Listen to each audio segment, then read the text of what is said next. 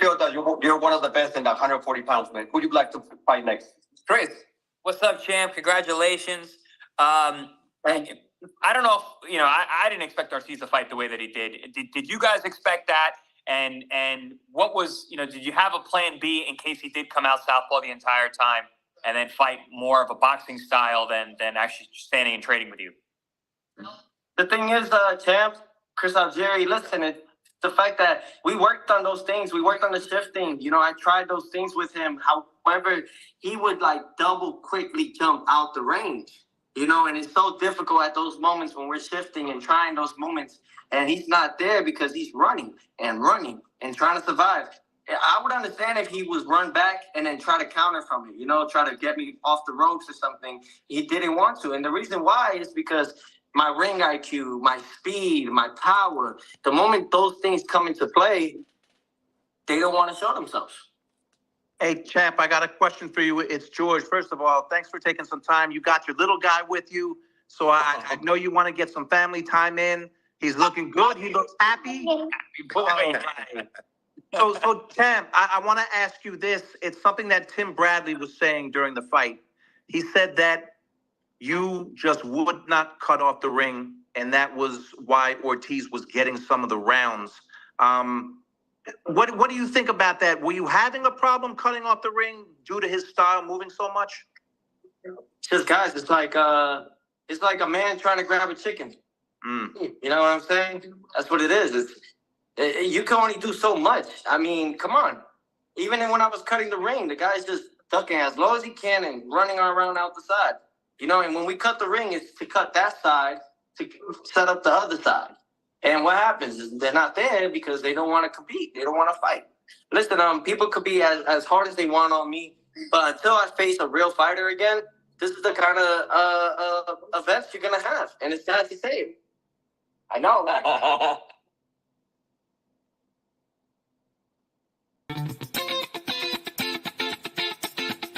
Representing the business of boxing, ladies and gentlemen, let's hear it for Manager Marty!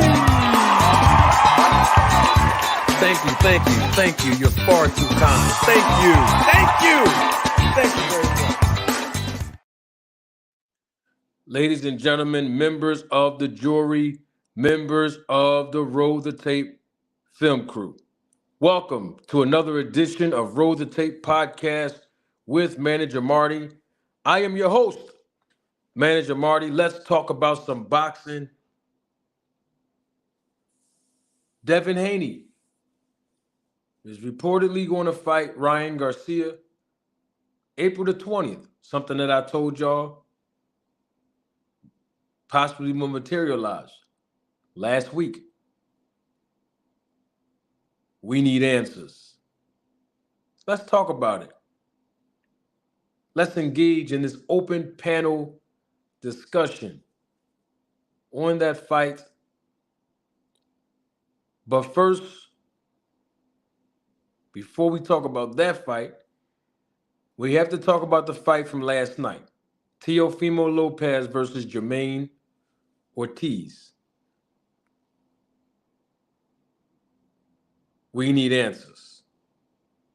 Okay? We have to talk about it. Open panel. Before we do that, though, first things first, I got to welcome each and every last one of you who are live, living color here. Oh, yes.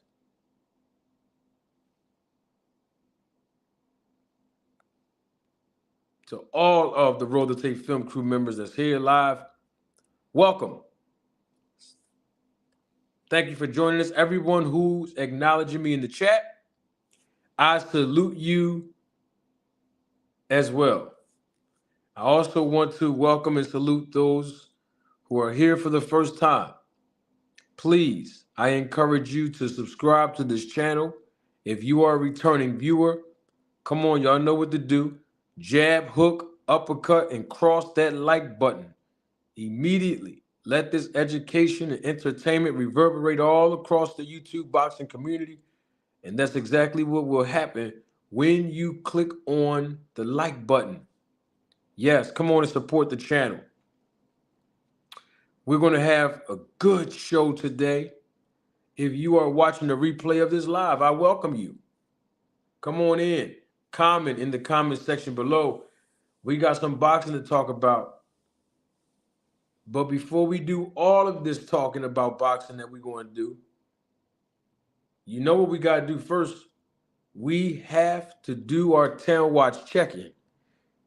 We got to let the air fryer warm up.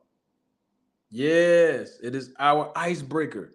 It's the way that we engage in the preliminary stages of the broadcast. And if you don't know anything about our Town Watch check-in, let me help you understand what it is and what it represents. Is only unique to this channel. Our Town Watch check-in is very simple.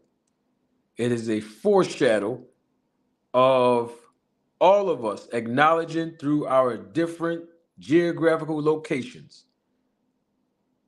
that we represent, that we share different opinions, we share different perspectives, we share different points of views.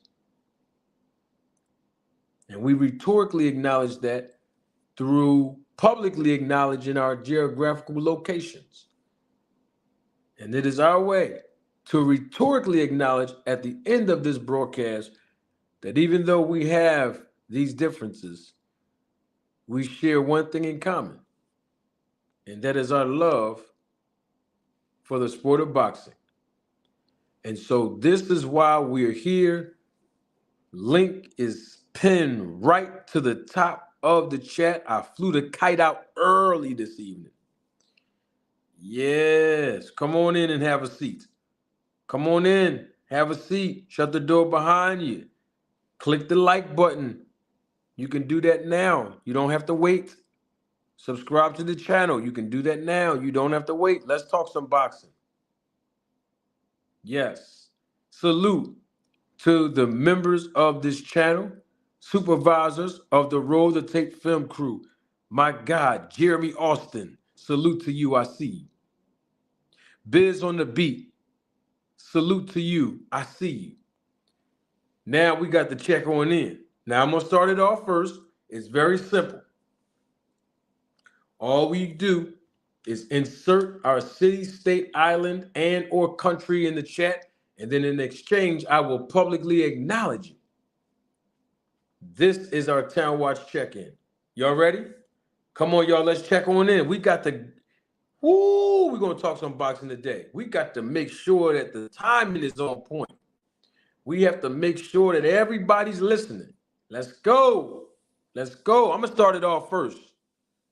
That's what leaders do. We start it off first. We take the first step. We take the initiatives. That's what we do. So I'm going to start it off first. And then all you have to do is insert your geographical location in the chat. Wherever you were born and raised at, or where you reside now, what city, what state, what island and or country. You decide. Y'all ready? All right, let's check on in. I'm representing the DFW area. Texas. Y'all know what time it is. Stand up. As y'all taught me when I moved out there. Already. You see? Y'all taught me already. And I taught y'all John. Huh? Y'all taught me the word already. And I taught y'all John. Okay? So I'm saluting and representing the DFW area. Texas, stand up. Arlington to be exact. Mansfield section, Tarrant County. Let's get it. But I also got to represent my hometown, born and raised. The great city of Philadelphia. Nah. Not the city of Philadelphia in the state of Mississippi. Nope. I'm talking about the city of brotherly love. In the state of Pennsylvania. Philly, we in the building. Let's check on in. Who else we got in here? Huh?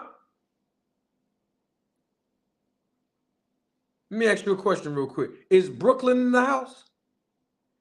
Is Brooklyn in the house? Without a doubt.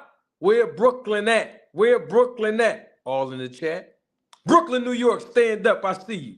Just pulled in the parking lot and walked right in the building. Queens, New York. Yeah, Queensbridge in the building. I see you. Yeah, let's go. Let's check on in. Yeah, let's check in. Massachusetts is in the building. I see you. From Queens, living in Fort Lauderdale, Florida. Just walked in the building. I see you. Come on, y'all. Let's check on in. Queens, New York is here. Lifeline, I see you. Come on. Wichita, Kansas is in the building. I see you. Another person from Queens, New York is here. I see you. Come on, y'all. We got to listen. We got to start this thing all right. Dallas, Texas is in the building. I see you. Woo! Soon as I said Dallas, and I knew it was going to get hot when I said that. But then the wind just started blowing out of nowhere. I felt this breeze just come across the screen. I felt it. Know why? Man, because the Windy City is here. Chi-Town, Chicago in the building. Let's check on in. Seattle tapped right in. Yeah, Seattle, Washington just tapped in. Huh? Yeah, who else we got in here? Yeah, I know somebody said Queens, but they want me to say Jamaica Queens. They wanted me to be specific, and that's what we're going to do right now. Jamaica Queens, I see you. Come on, let's check on in. All the way from the West Coast, Los Angeles, California, LA. I love you. Come on. Come on and walk in the door. There they go. Just walked in the door, right in the building. LA, Los Angeles, just checked on in. Yeah, let's go. Albany, New York is in the spot. I see you. 757. Let's talk about it. Let's talk about it. 757. Who else we got in here? Come on, let's check on in. Come on, come on, come on. Don't wait for your neighbor. Don't wait for them. They coming. You ain't got to hold the door for them. They're coming in the building. We want to make sure you here. Yeah, come on and check on in. Atlantic City, New Jersey, in the building. I see you. Yeah, come on and check in. Come on, come on.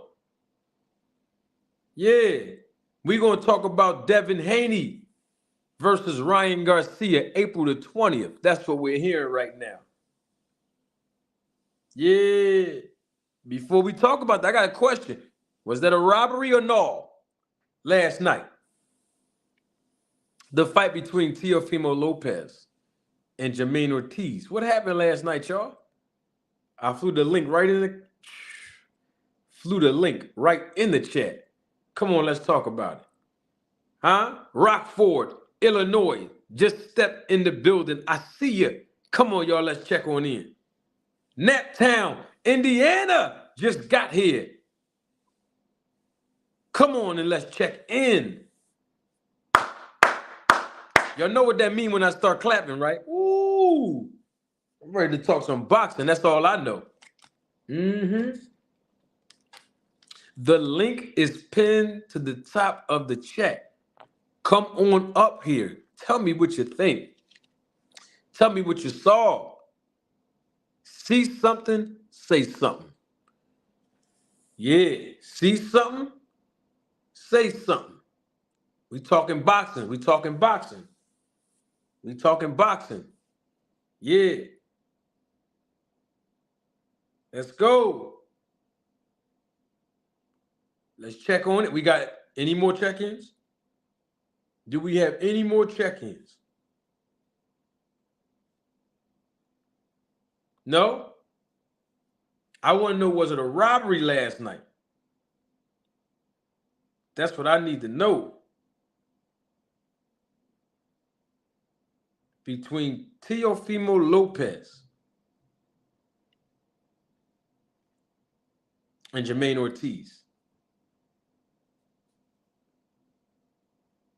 Let's check on in.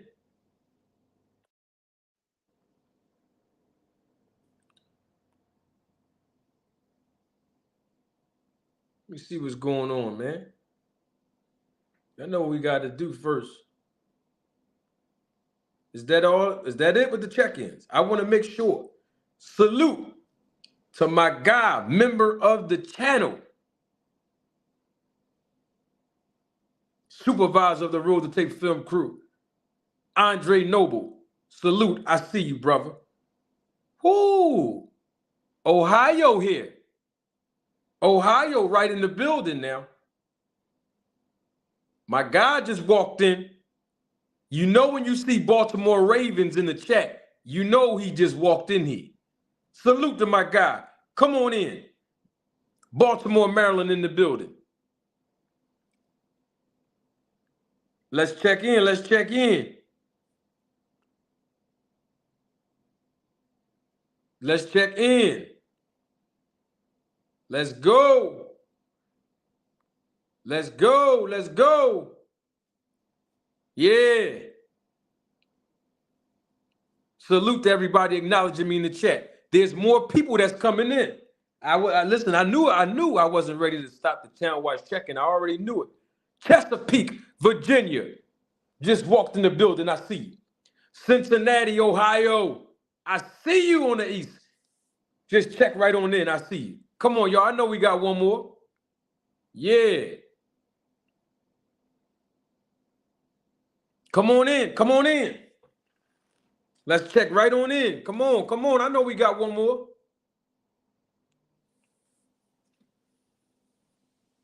Come on, Larry. You got to listen. This is check-in. This check-in time. Come on, Larry. We about to talk some boxing, man. Drop your location where you from, Larry. You know how we do when we come on at this time. Let's go. We got to listen. I got to make sure the chat is lit. Because these two topics that we're going to talk about, woo, Dayton, Ohio, in the building. I see you. Can I get one more check-in and we're going to start the show? One more. Stockton, California. Ooh, tell y'all the West Coast is with us today. Can I get one more check-in? One more check-in and then we're going to start the show. One more, just one. I don't ask for much, just one.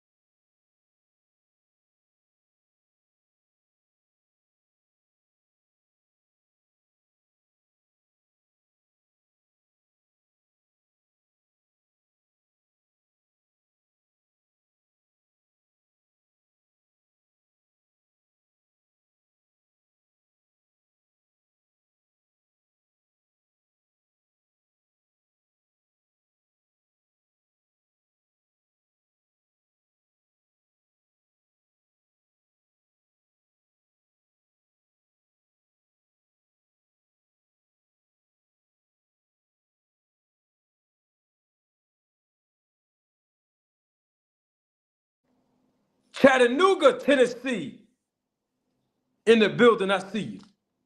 Detroit, Michigan. Woo, just walked in. Pulled right up in the parking lot. I see you. Well, we going to talk today. Huh? Yeah. Let's get the show rocking. Let's get the show rocking. Let's get it in. Let's get it in. Hold on. Let me see something real quick. Bam, got to show my face. You already know what the time it is when I come through. We show face when we come live. Make sure the lights is enhanced.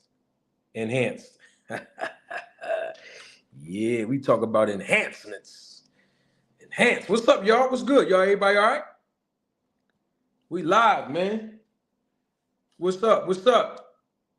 First super chat of the day. First super chat of the day. Let's talk about it. Double salute to my guy, member of the channel. Yeah, don't worry about if he unofficial or official, if you don't see this in the, he official. He's official on this channel. My guy, Toon. Double salute again to Toon. Thank you for your contribution and your support to the channel, Toon. Toon says, Haney is cherry picking, in my opinion. If Ryan was a cherry for Tank, let's keep the same energy.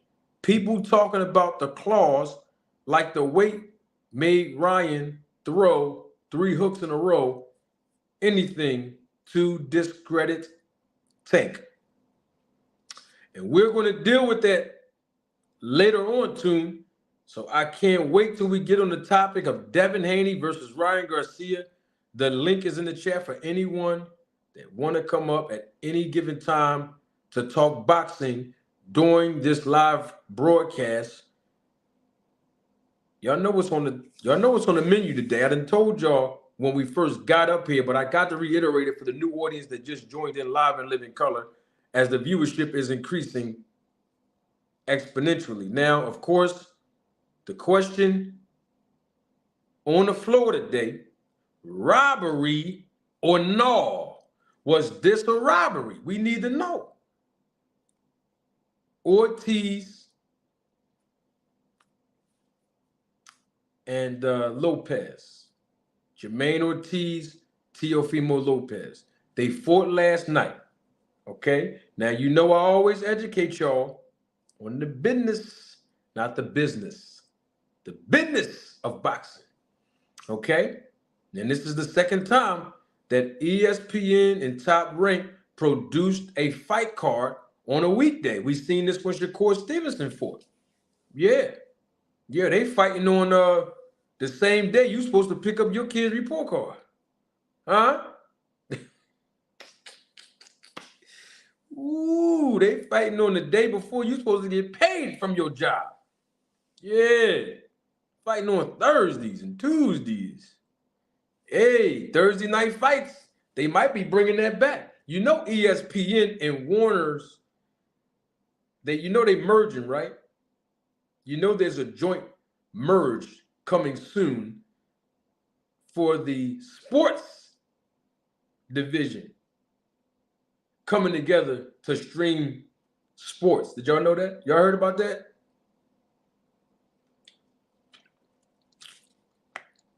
Yeah, what happened in this fight, though? Now, I'm trying to find out. We got D35 in the back. Before I let him on, I want to make a few observations. Okay, I want to make some observations from last night. Okay. Now, before I make the observations, I want to play something live and live in color for the audience. Some of you may have heard this already, but I want to play it because I want to make sure we all on the same page. I want to make sure we all on the same page because the other day I came here and gave a breakdown of both of these fighters. I'm talking about Ortiz and Lopez. Okay?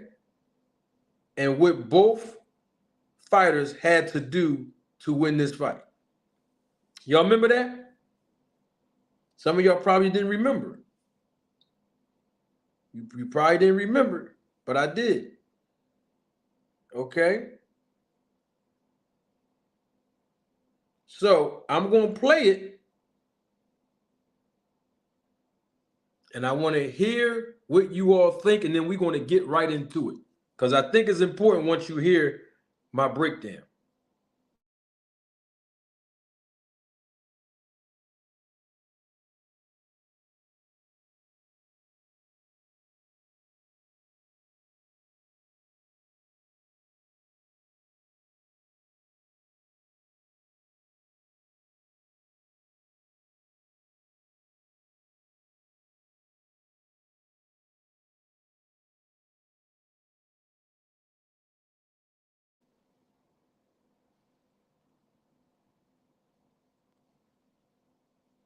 Now let's get to Teofimo Lopez. Teofimo Lopez. He's fighting Jermaine Ortiz. Now, Jermaine Ortiz, he looked good in his fights. But I got to keep it all the way on it. Jermaine Ortiz, he don't have enough power, in my opinion, to keep Teofimo off of him. Or at least keep Teofimo honest enough to second guess throwing certain punches. So what Jermaine is going to have to do, Mr. Ortiz, he's going to have to go in there and continue to switch it. A lot of people don't give Ortiz credit for being a switch hitter. He can switch from orthodox, to southpaw. We've seen this when he fought another veteran, and Jamel Herring.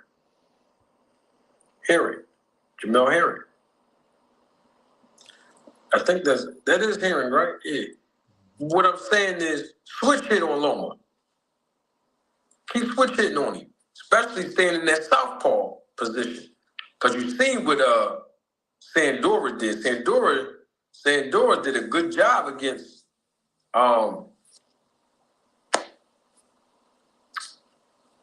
Teo. That was a good fight. You know, but use your experience. Because he's the amateur standout too now. So listen, switch hit on him. Stay more in the southpaw stance than the orthodox stance. Fire that left hand. Don't hesitate. Fire it.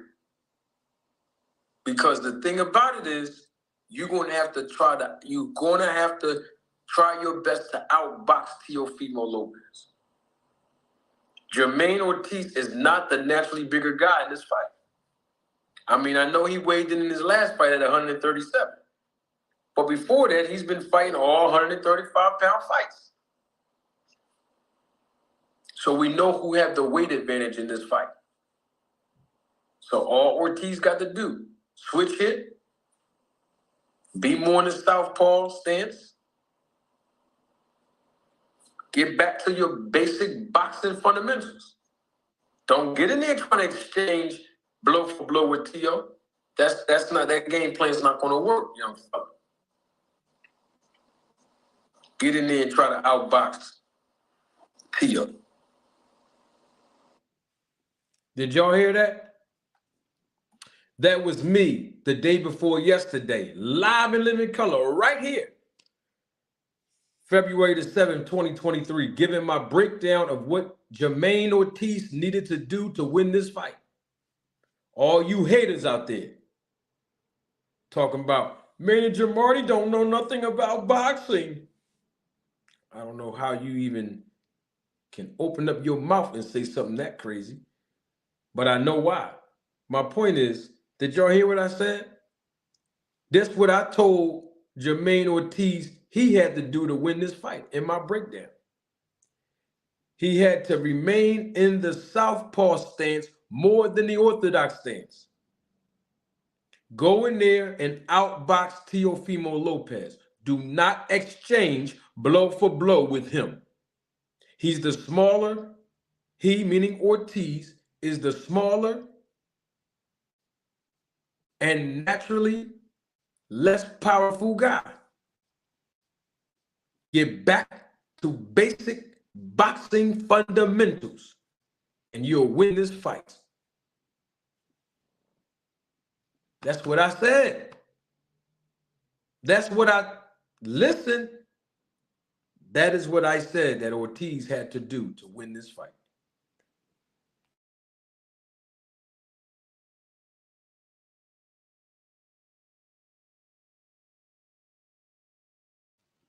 Now let's hear what I said Teofimo Lopez had to do to win this fight.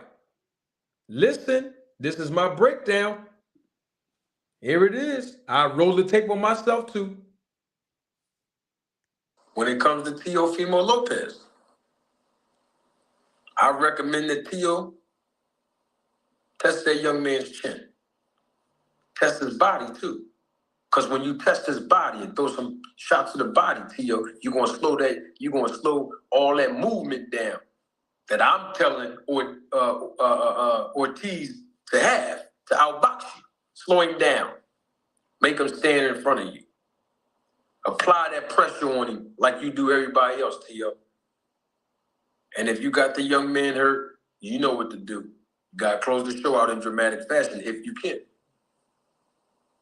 But if you can't, and that's okay if you can't, Teo, you gotta go in there and show him and the world that you're ready to take it to another level.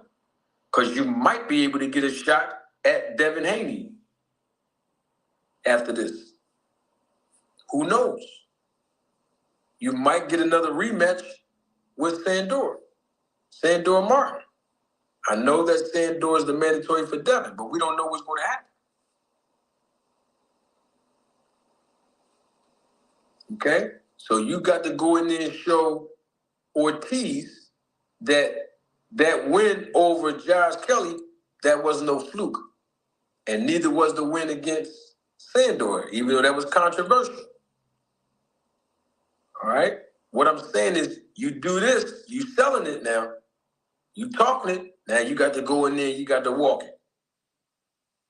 And I believe Teo can do it. That's my breakdown of this fight. Y'all heard what I said about what Teofimo Lopez needed to do to win this fight? I said this the day before yesterday. You talking to sell a fight. You talking big. You got to go in the ring and show it.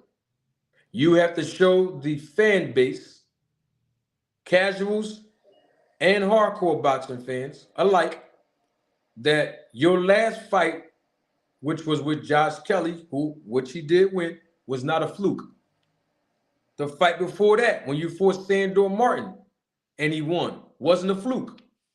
You're going to have to prove that these two back-to-back consecutive wins was not a fluke. You're going to have to win in a fashion that will separate you from the regular tier level 140s and put you in the category of the elite fighters. You could possibly get a Devin Haney fight next. Who knows? This is before, of course, we knew or heard that Devin Haney was going to officially fight Ryan Garcia. I said, but he's going to have to do what, y'all? Attack the body and slow Ortiz down so he can stand right in front of you and test his chin and his body. And if you get him hurt, take him out of here. And if you can't, that's okay. Did y'all hear that? I know you did. Yeah, that's not for the people that say I don't know nothing about boxing. I think everybody on YouTube at this point knows that I do. I have nothing to prove. What that was, me replaying that, was to show you all what happened and what didn't happen last night. D35, you there? Yes, sir. Yes, sir. Welcome again back on the show, brother. How you? Man, I'm tired. Long day. Man, Long, I feel you. long day. Tell me about it. Listen, I wanted to give my observation, and then I want to hear your take on this fight. And anybody else, the link is pinned to the top of the chat. Don't hesitate now. Click it and join in. Now, let me get my observation of the fight. Observation number one. Ortiz, he fought a boxing fight last night. Something that I figured and predicted that he should do in the first place. All of that standing in front of Teofimo Lopez and banging it out with him, that's not the game plan.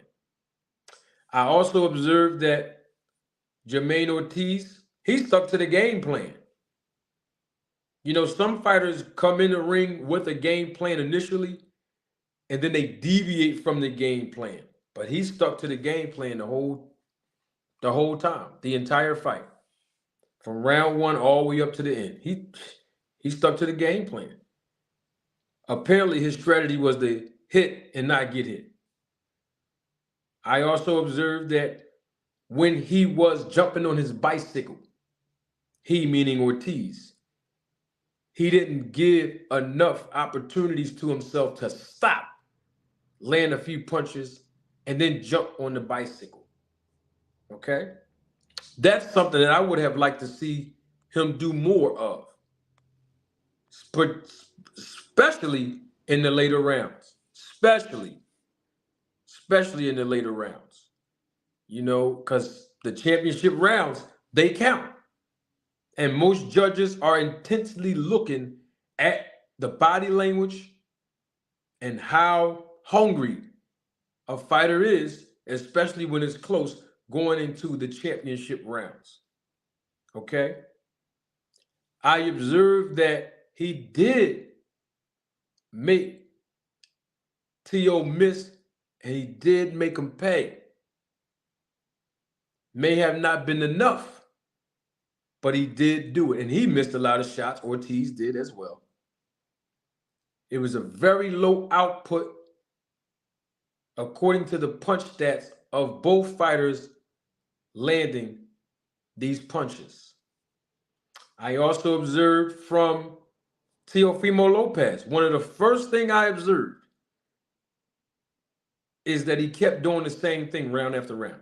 I told everybody, since I got on YouTube, I've said it weeks ago, and I keep on saying it. Sports parallel life.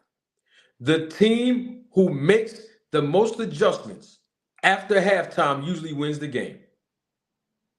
The fighter who usually makes the most adjustments in the ring usually wins the fight. And the individual, the person who make the most adjustments when we're confronted with life usually wins in life. And last night, I didn't see Teofimo Lopez make not one adjustment. After the first 3 or 4 rounds, you see the game plan and strategy of your opponent that's neutralizing your strengths. You're going to have to come out in round 4, 5, 6. You're going to have to do something different and make adjustments. I have to say this because people are going to criticize me when this whole live goes off. So let me put it all out there now. I don't want nobody to make excuses for Teofimo Lopez today. No. I know people are going to say, man, Jamarty, the young man Ortiz ran all night. It don't make a difference what your opponent do. The question becomes, you are the world champion. You are the bigger fighter. You are the stronger fighter. You are the more experienced fighter. What you going to do? Because when this happened, when Boots fought Karen, let's talk about it. When Jerron Boots Ennis fought the guy, Karen, I don't know his last name. Let's call him Shaboom Boom. When he fought the guy, Karen Shaboom Boom, some of you YouTube content creators and boxing fans was criticizing Boots.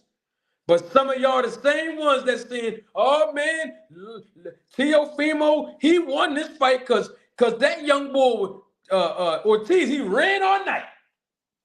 But y'all was criticizing Boots, talking about Boots should have cut the ring off. So we got to keep that same energy for Teofimo Lopez. I know some of y'all don't want to hear this, but y'all gonna be all right. Y'all live.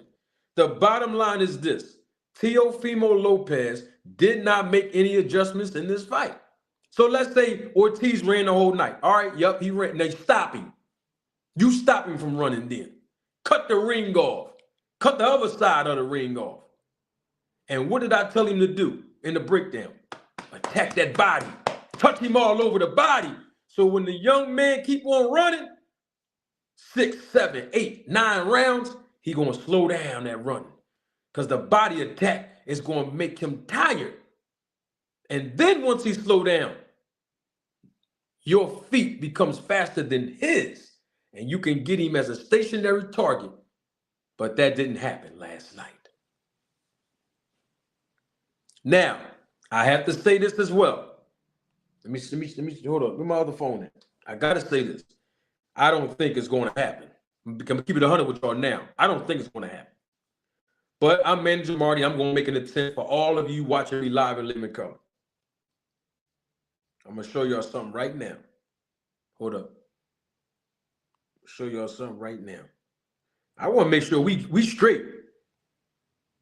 Hold on, let me see something. I ain't gonna put the man number out there. I ain't gonna put his number out there. You know, I don't do no sucker stuff like that. Hold on.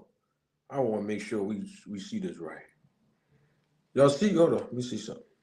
Hold up, maybe if I do it this way. Y'all see what that say right there? Huh? Do you see that on your screen? Yeah, I got his number. Let me see, show y'all again. Yeah, that's Steve Weisfield. Oh, he's a great judge. They call him the gold standard in professional boxing judge. Oh, he's a good judge now. Steve Weisfield, he was the judge that scored that fight last night between Teofimo Lopez and Jermaine Ortiz. Yeah, he's the judge that scored the 117 to 111.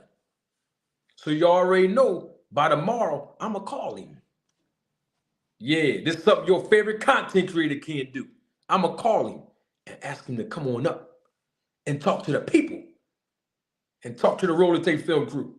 And let's just ask him, you know, because he saw something, of course, that he can stand by. Of course he did. He's a good guy. But some people calling this a robbery.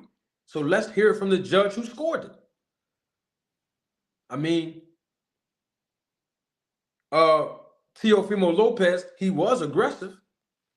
Now, according to the scoring criteria that judges use, I educated y'all on this months ago when Lomachenko fought Devin Haney. Go back and look at my content.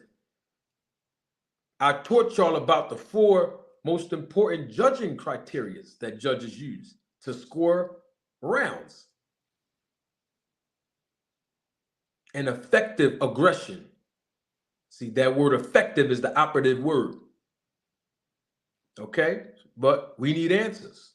So I'm going to call Mr. Weisfield, and we're going to see if he can provide us with some answers. Now, I have to say this because I had a conversation with a good friend of mine. He's here.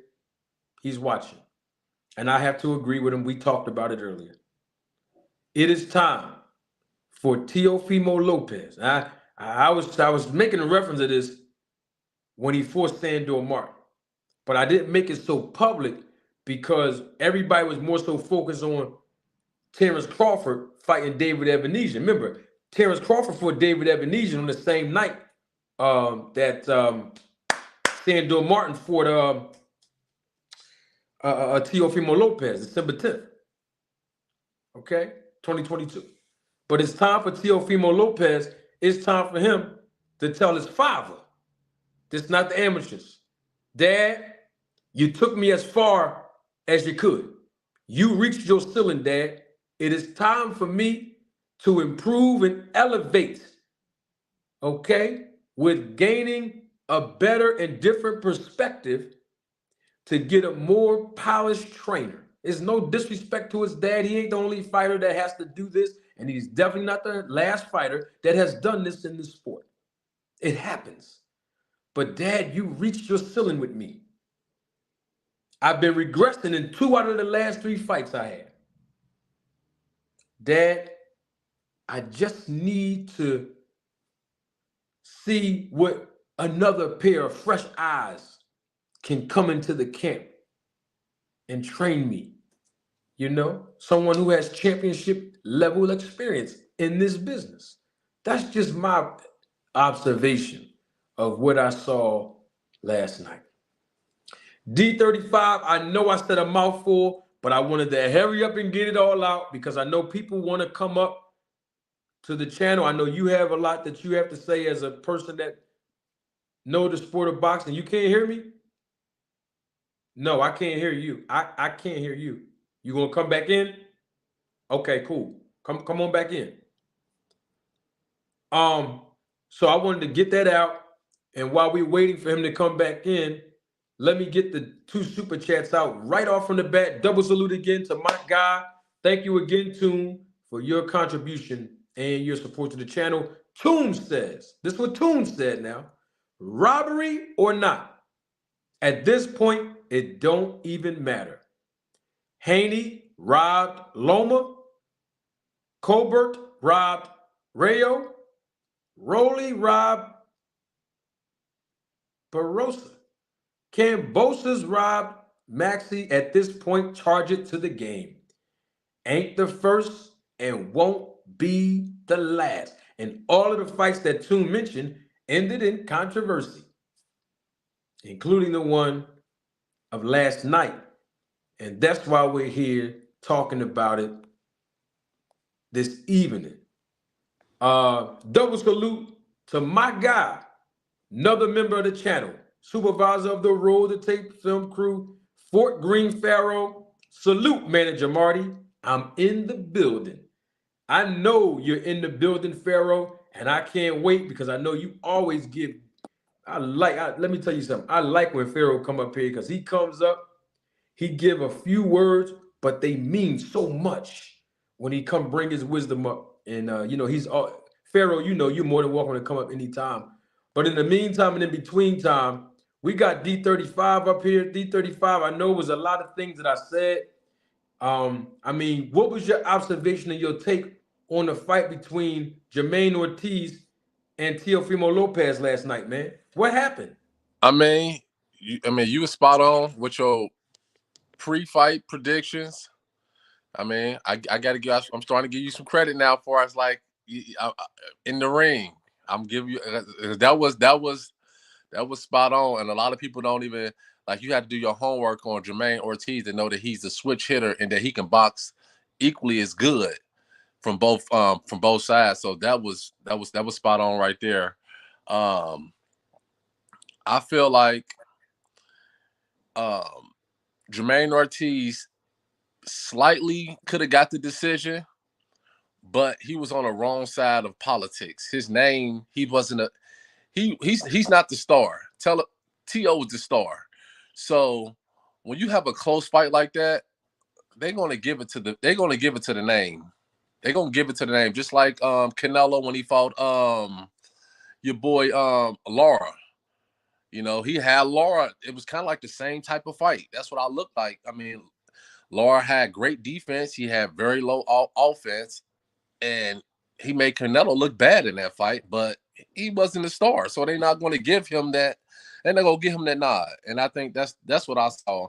Also, exactly what you said. What I said during the fight was that they need T.O. need to get rid of his dad. When you can make a prediction like that from the outside, I don't know if you ever trained anybody or nothing like that professionally. No, I'm not a trainer. I was amateur fighter, but I never trained them. Trained my son, but I ain't trained nobody. No, I ain't no trainer. No. Right, but you knew that Jermaine Ortiz had to go southpaw. The whole world knew that was going to be one of his advantages. And how come his father didn't train for it? Because when Jermaine Ortiz came out in the first round, T.O. looked like he was surprised, like he never seen this fighter in his day in his life.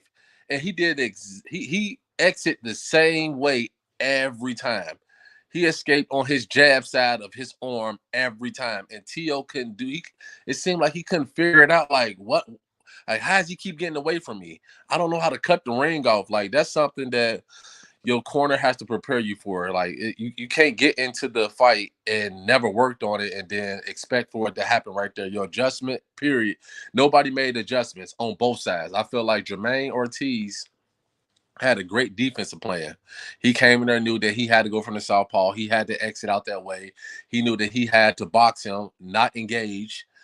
But he didn't set up anything for his offense. You know, you don't have to be the biggest puncher to sit down on some punches, exchange, and move on. He never really done that enough to get the nod. But politics, T.O. won. He should have won based on politics, based on just scoring the fight. Jermaine could have got the edge, but nobody wanted to see that going forward. I don't think no fan of boxing want to see that. The state that boxing in right now, nobody want to see that going forward. Nobody not willing to engage in a fight.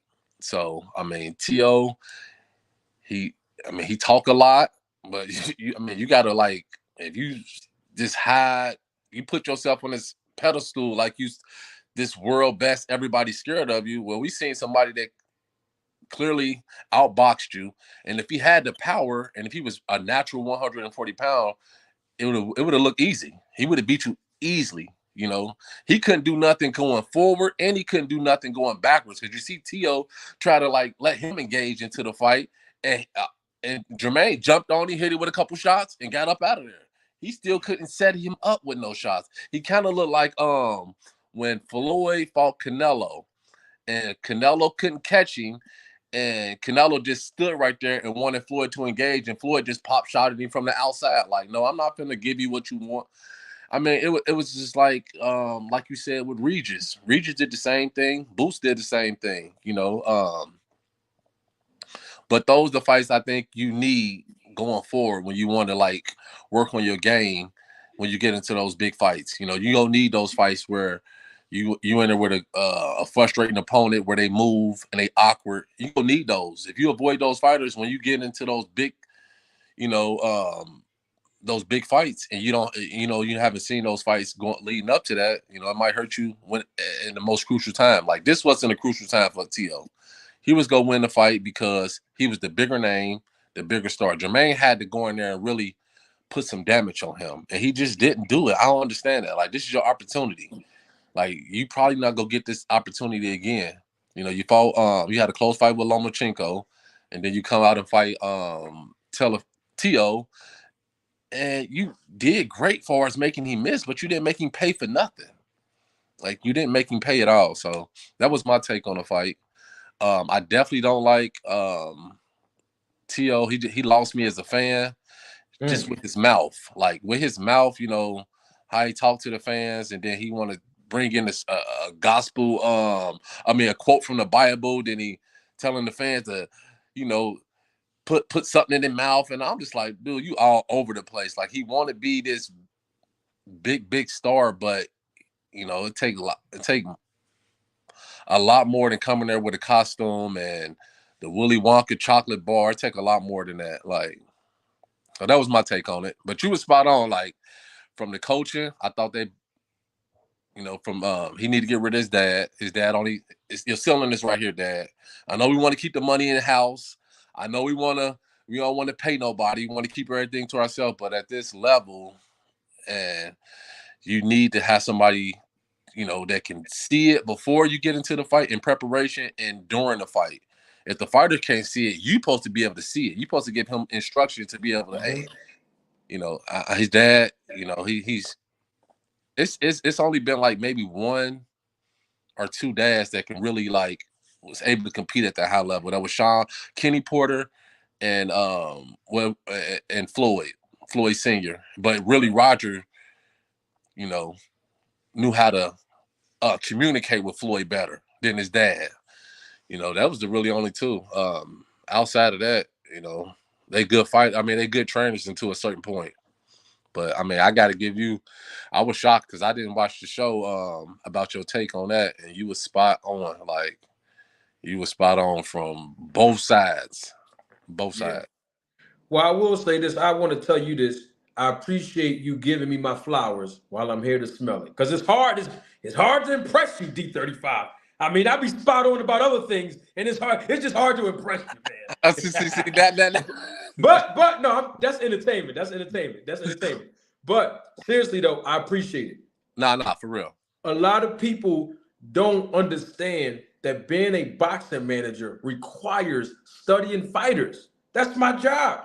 That's what I do. How can I say I'm going to make an investment in a fighter when I don't know their strengths, when I don't know their weaknesses, when I'm communicating with promoters, when I'm communicating with matchmakers, and their job as promoters and matchmakers is to get fighters that I represent into a position to either win or lose. I got to know what I'm up against with the opponents as well. all of this coming to a part of my job description. And I'm not saying that I'm an in-ring performance expert. I always say I am not an in-ring performance expert. So if I give my opinion and say this person's going to win and this person's not, or this is a strength or weaknesses I see in a fighter, and it don't materialize, people criticize me, say, "Oh, you don't know nothing about boxing."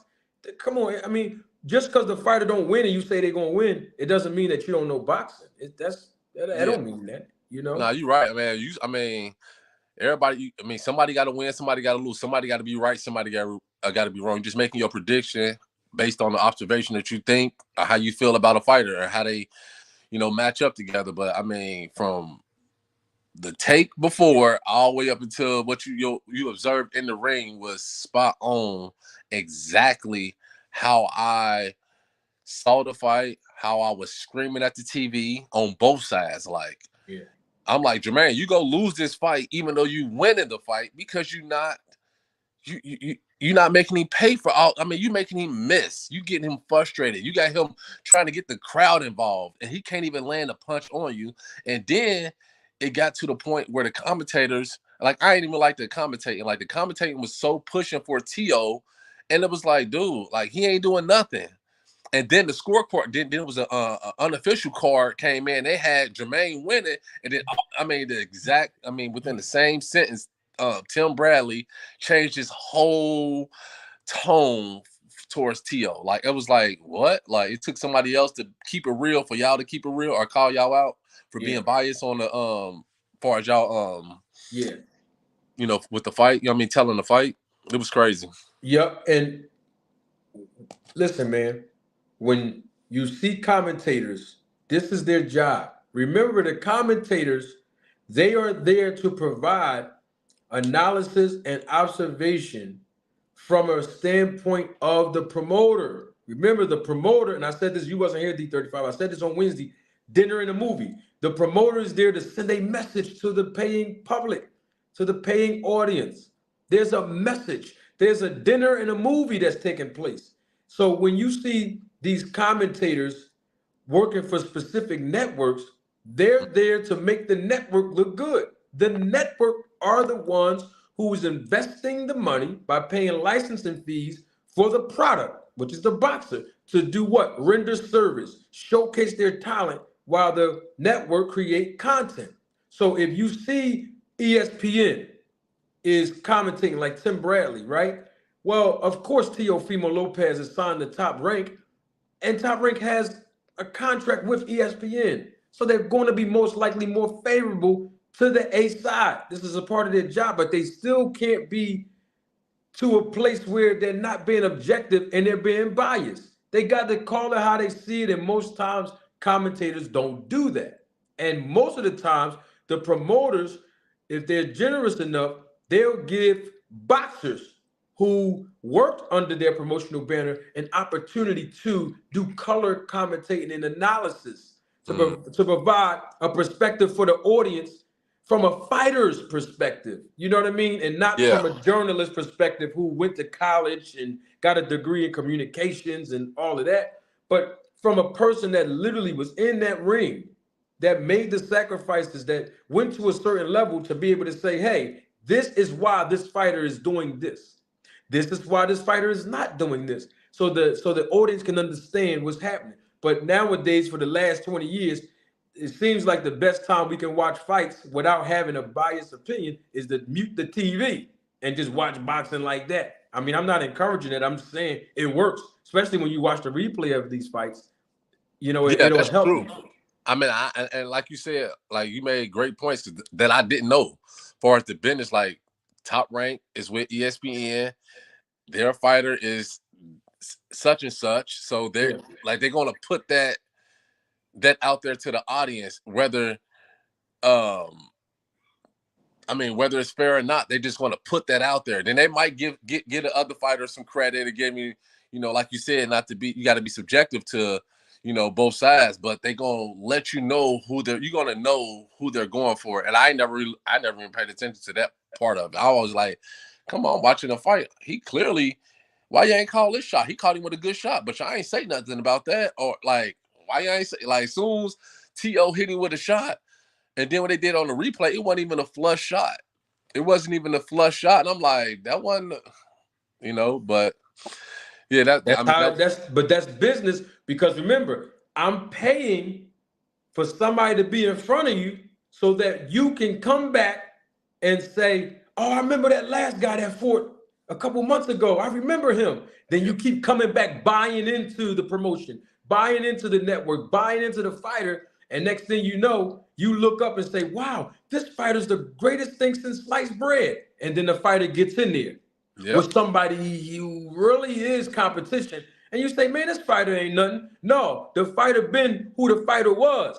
But because the commentators, because the network is pushing it, they made an investment, a financial investment in this fighter. The promoter's making a financial investment in this fighter, right? So they've been pushing this fighter up, making you, the audience member, believe that this fighter is all this great because you're looking at the competition level. Yeah. And then you hearing the commentators saying, "Bro, big right hand by Tio." Then when Ortiz hit him with something, say, "Oh man, that was good, man. Ortiz, man, he's looking sharp." You see their voice and then their inflections change. Oh man, Ortiz, he's looking all right, man. He's looking sharp. Oh my gosh, Tio hit him with the big left hook. Come on, bro. Ortiz hit him with 1-2. You ain't. It's all business. Yeah, it's all about muscle memory in this game. Yes. You know? So and then they play on the crowd when they do the decision, and if there's a controversy, then they want to talk about, oh yeah, I can't, like, you were just pushing for Tio the entire fight, knowing that he wasn't doing nothing. The fans is not blind. They see that Tio wasn't doing nothing. They saw that he was frustrated, but when he get the nod, oh my God, that's a controversial, or you know. Like, or I'm surprised at the scorecards, but if we listen to y'all, the scorecards was just how it came out. Like, he was dominating him. Like, I mean, it was crazy. Like, it was just crazy. That whole thing, it kind of like, even with Jermaine Ortiz when he fought Lomachenko, the same situation. He put up I thought he won that fight against Lomachenko. I thought he edged it out. I thought he did enough. But they gave it to Loma for he can make it's a bigger fight with him and Devin Haney. You know, just like Pacquiao and Jeff Horn. Pacquiao clearly beat him, but they gave it to Jeff Horn because he knew Crawford was coming up in there and he can get him a easy belt. That's how I looked at it. Bob Arum was promoting all three of them at that time. Yeah, that's what I'm saying. Bob Arum knew that I got my fighter about to come from 140 to 147. I'm gonna let Pacquiao lose this because he still got a name. They gonna love him regardless. He already got losses. They still gonna love him, pay for him. I'm gonna let Jeff Horn get him and then toss him to Terrence Crawford and let him get the a easy belt. That's how I always say. Like, that was the easy belt, perfect game plan for Bob Arum. So I mean, it don't stop there because you brought his name. No, I'm not talking about Snap. You brought Crawford's name up, so you're proving the point that I've been making. This so with with the concept that you just alluded to, right? Now, when you pick up, I'm gonna pick up where you left off at. Okay. With Bud. Now he's at the 147-pound division. Remember, Bob Arum is invested in Bud Crawford. To get him up to the level of beating Jeff Horn. They knew he was going to beat Jeff Horn. Oh, yeah, for sure. Everybody knew that. Yeah.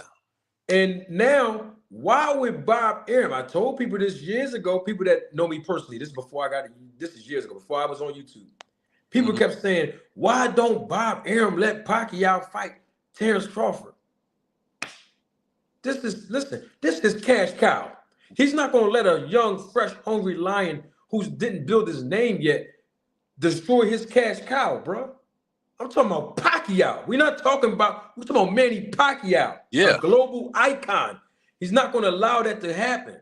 So if you're saying that it was like controversial for Jeff Horn to beat Pacquiao, and then of course how easy it was for him to slide Bud Crawford right in there to fight Jeff Horn. Now we got to pick up where we left off at. What we're going to do is we're going to feed Terrence Crawford competition that we know he can beat to build him up. This is business. This is not personal. So now that we build him up, all the commentators, when every time Terrence Bud Crawford fight on ESPN, all the big left hand, oh man, Bud is just awesome. The man is, and Joe Tessitore is the one from ESPN. He's downloading information. I ain't hear a content creator, nobody else, say anything about Bud downloading, using those words, downloading information before Joe Tessitore said it in 2017. So Yeah. what I'm saying is all of that is playing the mind control to get you all to say, man, Bud is #1 pound for pound. And then when somebody asks, well, who did he fight to become pound? I don't know, but he just runs through all his fighters. All of that is designed to get us to talk about fighters in a way where we don't know how good they are if they're fighting lower level competition until they get in there with big competition that they know is going to give them some work like that and possibly lose. It's just business. And, the promoters, they invest a lot. Managers, we invest a lot in these fighters. I'm talking about financially. It's a lot that come with this, and that's how it is. Marketing is everything in boxing. You have to market your fighter. Most fighters have the same, it's kind of like the same remedy.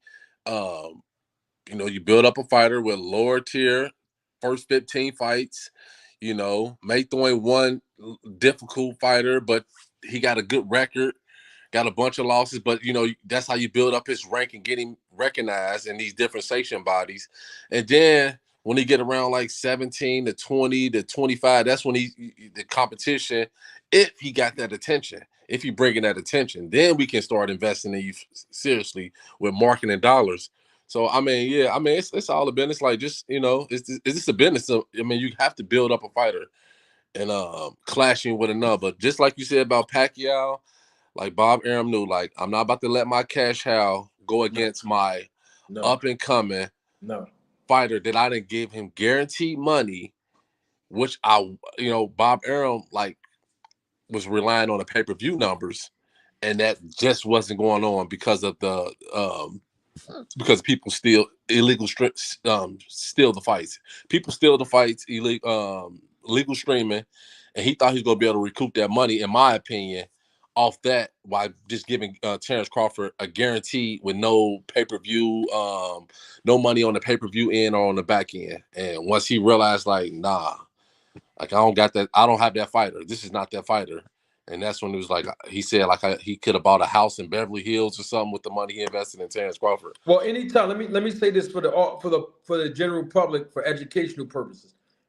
Anytime a fighter signs a guaranteed contract exclusively with a promoter, they are forfeiting their availability and access to receive all of the other streaming revenue that come in, such as pay-per-view buys, whether it be live gate ticket sales. Once you lock yourself into a guaranteed contract, you're just guaranteed a minimum and or a maximum. And basically that's it. It's no different if you call an electrician or a plumber to your house.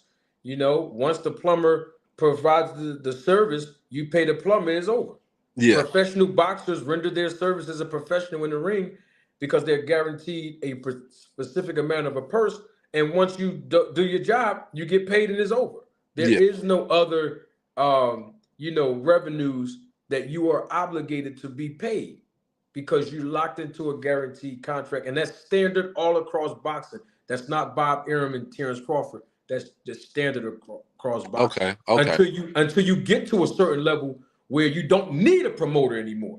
You don't need one. Your name exceeds the power and value of a contract. But okay, that's true. Is it only person I've seen that and be successful with doing that was Floyd? No, he ain't the only one. Canelo Alvarez. But he's still using a network. I guess he's still in business with these networks and companies. The network is the money, D35. Okay, you talking about promoting. Yeah, I'm talking about a promotional Terrence Crawford top rank. Yeah, I got you. Devin Haney top rank, like that. Devin Haney matchroom, like that. So Let me just give you a reference. So when people keep telling me, oh man, no, DHP, that's a co-promotion with Matchroom. That's a co-promotion with Top Rank. Well, if it's a co-promotion, then why is he locked into a guaranteed contract? Yeah. Co-promotion is Mayweather Promotions. I'm not signed to no exclusive promoter. Now I get that back-end money. Errol Spence, Man Down Promotions. We got Frank Martin behind us under the promotion banner, but I'm not locked into an exclusive guaranteed contract with a promoter. I get that back-end money. Yeah. You see my point? No. I see you. I see where you at. I see exactly where you at. Double salute to my guy, Lump. What's up, Lump? Thank you for your sticker, man. Appreciate you making a contribution and basically always supporting me, Lump. Always supporting the channel, man. You know, Zach, double salute to you. Thank you for your contribution and your support to the channel. Zach said the 9 on T.O.'s jersey was fitting, as that was his score many rounds. This fight was controversial, man. It was controversial. And as I'm bringing my brother Fort Green Pharaoh, let me show both of you something. And I want to get Fort Green's Pharaoh's perspective of this fight. These are the punch stats, according to CompuBox, that I pulled up earlier today. As you can see, Lopez's name is on the left. Ortiz's name is on the right. Ortiz landed 80 total punches. Teofimo Lopez landed 78. Let me make sure I take this off because I want to make sure everybody can see this. I'm gonna take that off the screen. There it is. Also, you got the total punches that was thrown. Teofimo, he threw a total of 364, obviously landing 78. Jermaine Ortiz, he threw a total of 409, only landing 2 more punches than Teo, which was 80. Going down to jabs landed and thrown. You have Teo threw 161, only landed 12 jabs in the entire fight. And Jermaine, he threw 204 jabs and only landed 20. Go down to power punches thrown and landed. Teo threw 203 power punches, landed 66. And Jermaine threw 205, 2 more punches, but landed 6 less at 60. These percentages of the CompuBox numbers look like exactly what happened last night. I mean, it wasn't a lot of engagement, so to speak, you know, in this fight. And I have to get my guy Fort Green's perspective. Fort Green, this was a controversial decision. I mean, you heard most of the things I said. You heard some of the things D35 said. People in the chat, you see how they're some people saying Teo lost. Some people said he won. I mean, Pharaoh, what was your take overall of this fight last night? Salute Manager Marty, D35. What's going on, man? In my humble opinion, didn't see the fight, but judging by those numbers, I think a fair assessment would have been a draw. That's just my take. On the But I numbers want that to we touch. saw, the numbers that you just saw. I want to touch on something you and D35 was discussing earlier about judges possibly being swayed to the bigger name stars. We all saw Floyd put on a master clinic against Canelo, and I forget the judge's name that had it 113, 113. So CJ at Ross. what time in that fight, did Canelo draw with Floyd? I want to know what round. Maybe I went to the bathroom or something and missed it. That money. He had that money. They already had a judge in their pocket, CJ Ross. She never I don't think she ever judged another fight. She never was a judge in another fight again. But CJ Ross was the one. I think it was 118 or 118 or something like that, I think. It was I'm going to be fair and give Canelo 2 out of those 12 rounds. And that's when Floyd let off the gas a little bit. It was actually CJ Ross, of course. I actually think that she did 1 or 2 more fights after that. But that was a very controversial thing because she scored the draw, like you said, Pharaoh, 114 or 114. And the other judges had it 116, 112, 117, 111 for Floyd Mayweather. So I don't know what fight she was watching. And I actually criticized her to some friends of mine when I was watching that fight live. This is obviously before I was on YouTube. But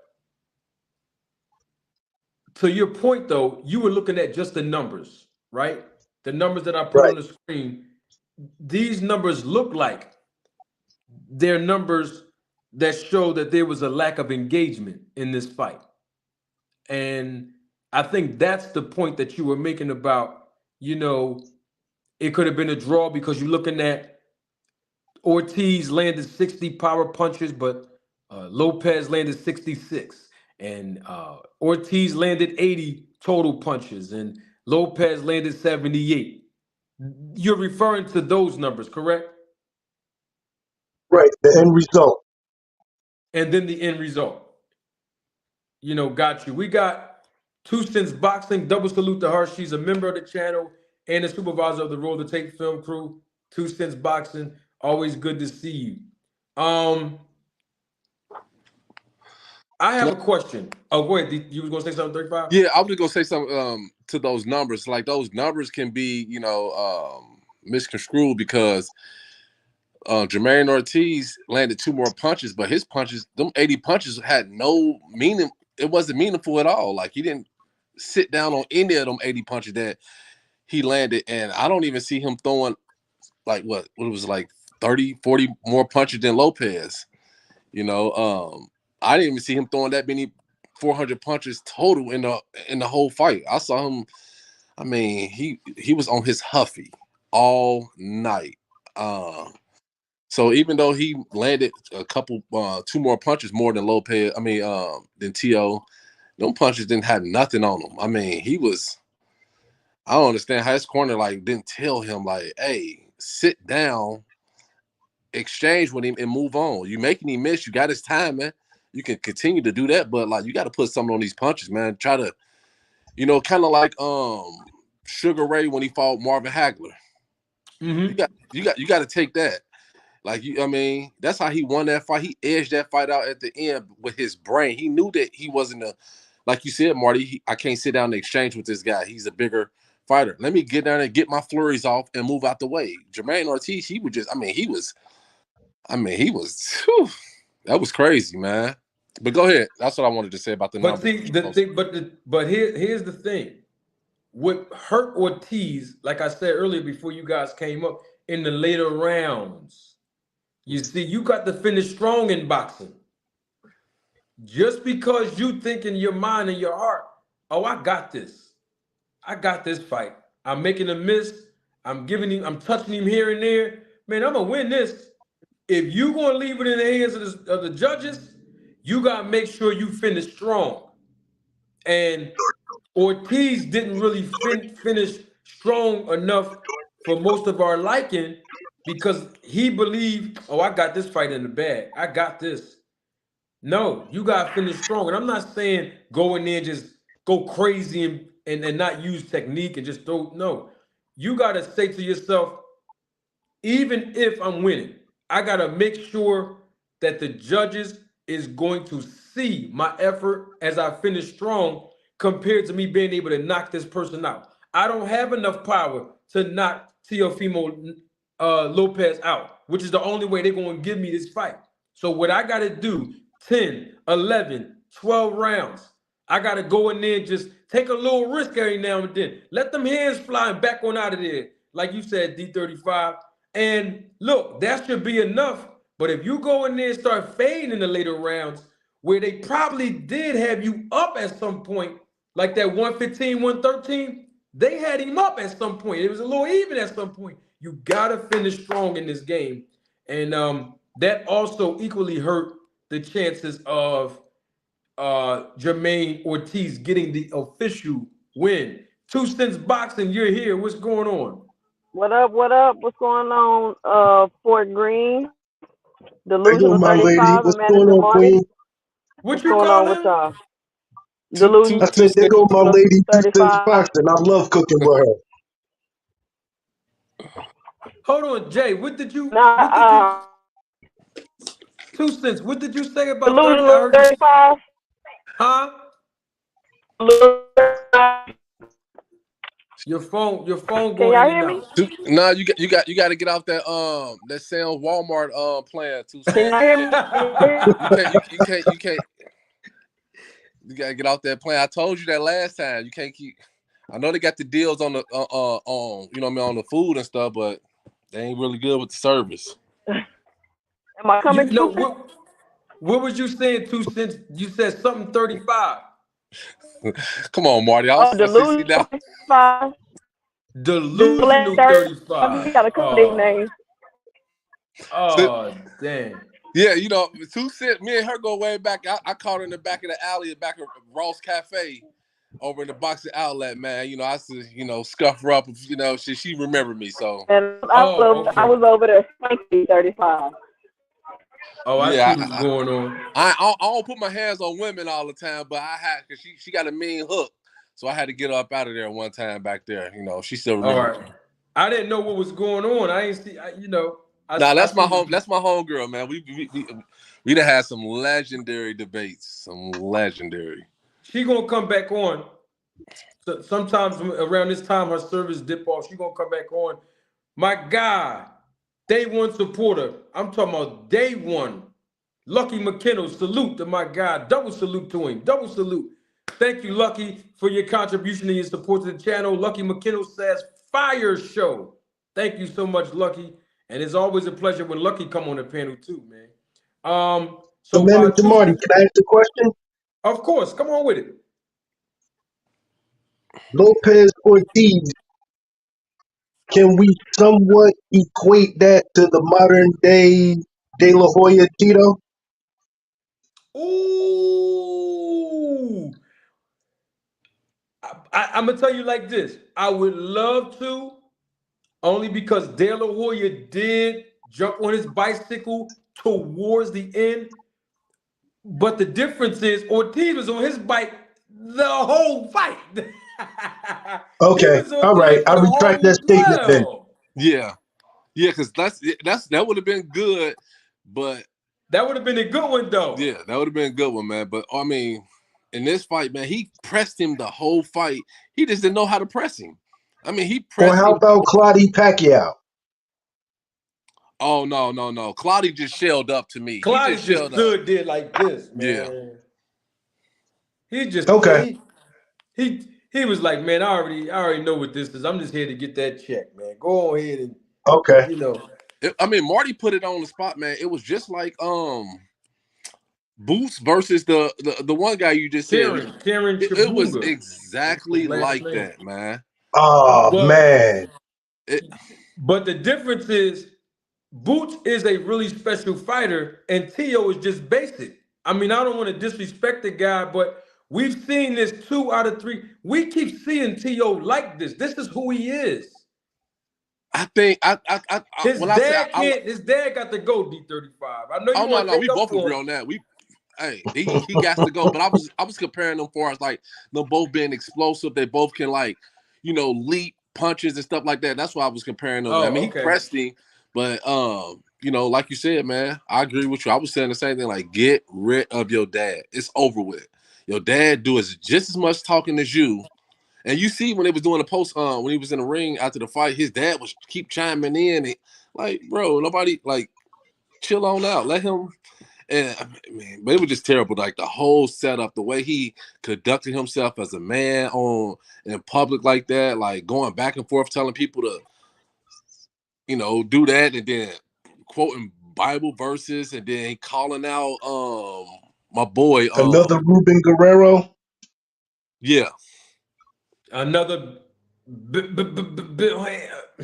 ahead, y'all. I ain't starting nothing. Go ahead. Yeah. Man. It was just crazy. Like I was like, and I liked it T.O. up until that point. Like I understand like him trying to market himself, him trying to like cater to the younger crowd, like doing the backflips, doing the dances and the Fortnite dances and all that when he went. But right there, I guess, that pressure, like when you think you like this and you really not.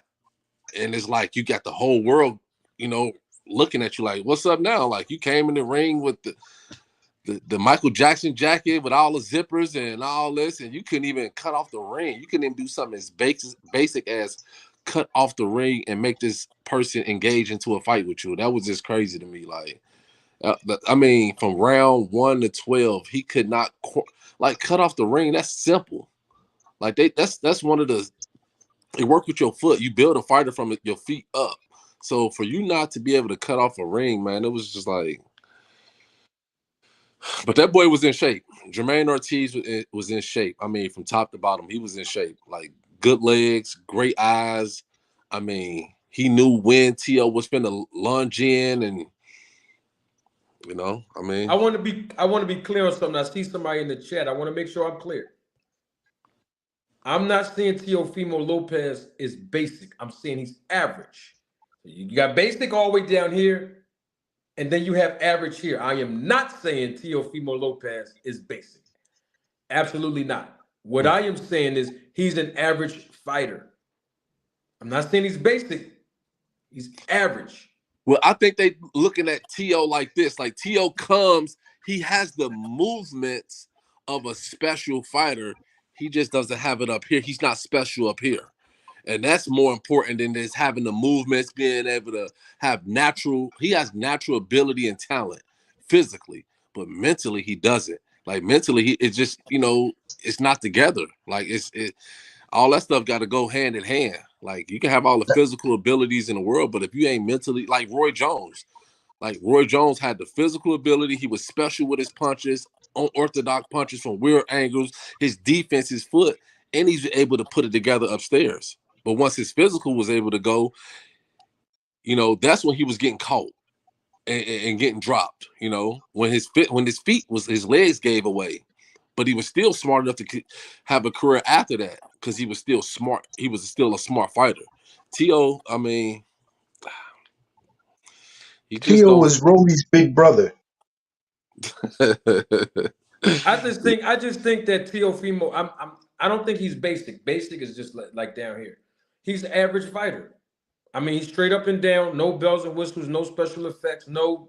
I mean, this is how I assess average fighters. When you get in there and you look average to fighters that people call average, see, you're only as good as your opponent.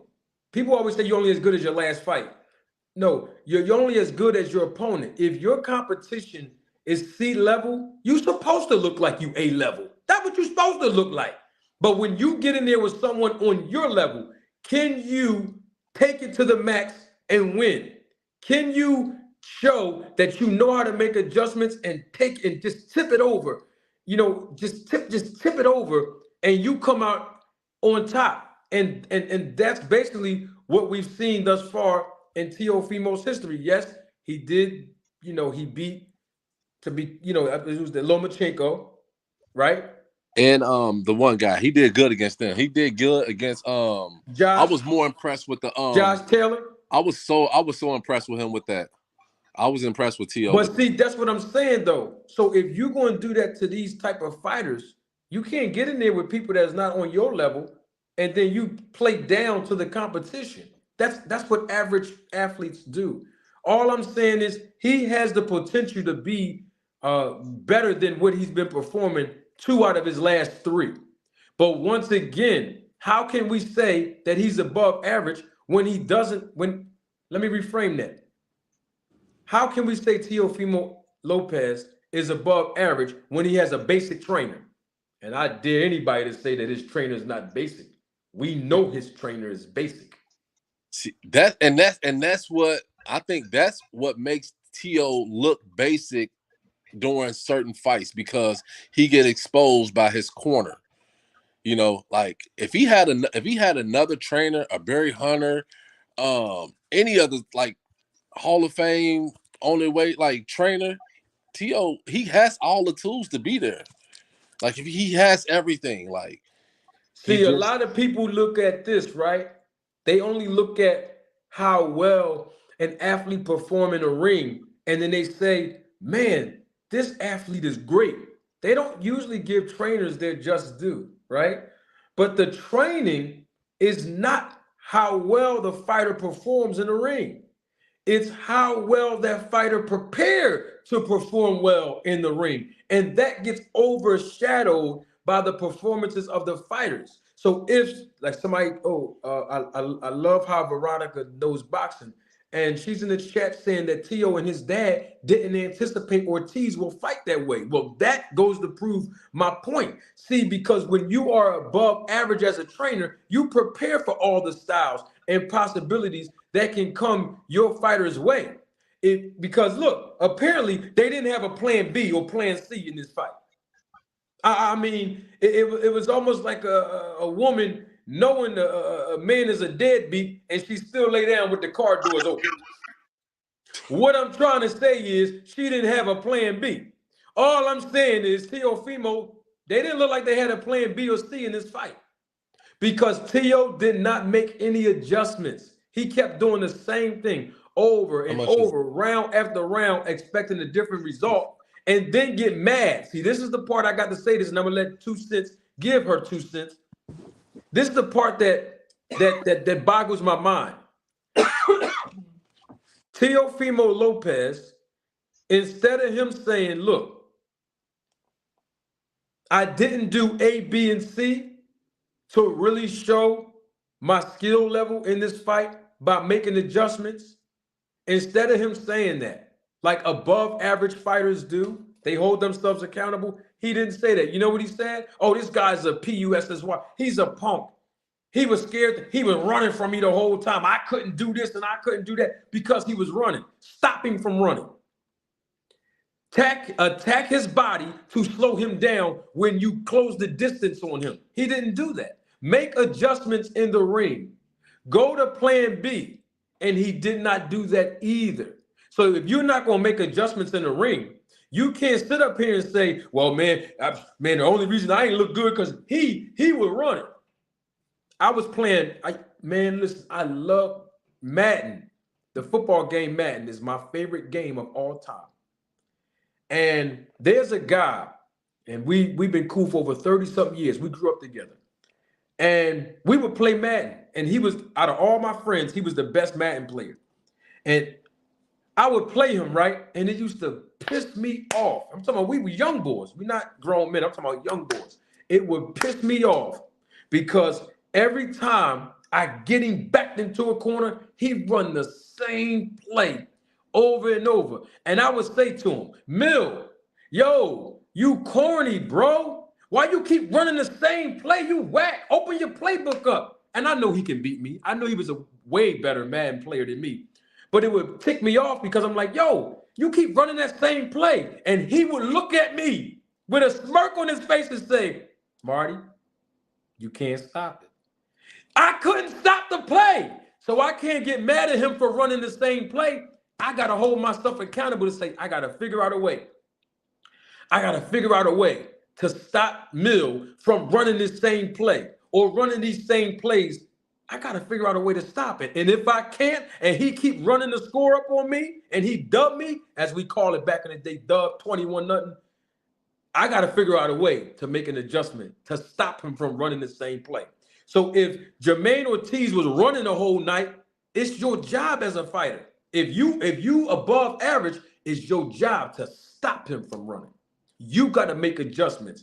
And I didn't see Teofimo do that last night. 2 Cents Boxing, I'm sure you heard some of the things that we all said, and of course the chat. You probably saw the fight last night. Overall, what's your take on everything? I'm not sure what y'all already cooked on, but my first thing is my issue with T.O. my biggest issue with T.O. is the up and down performances that he has.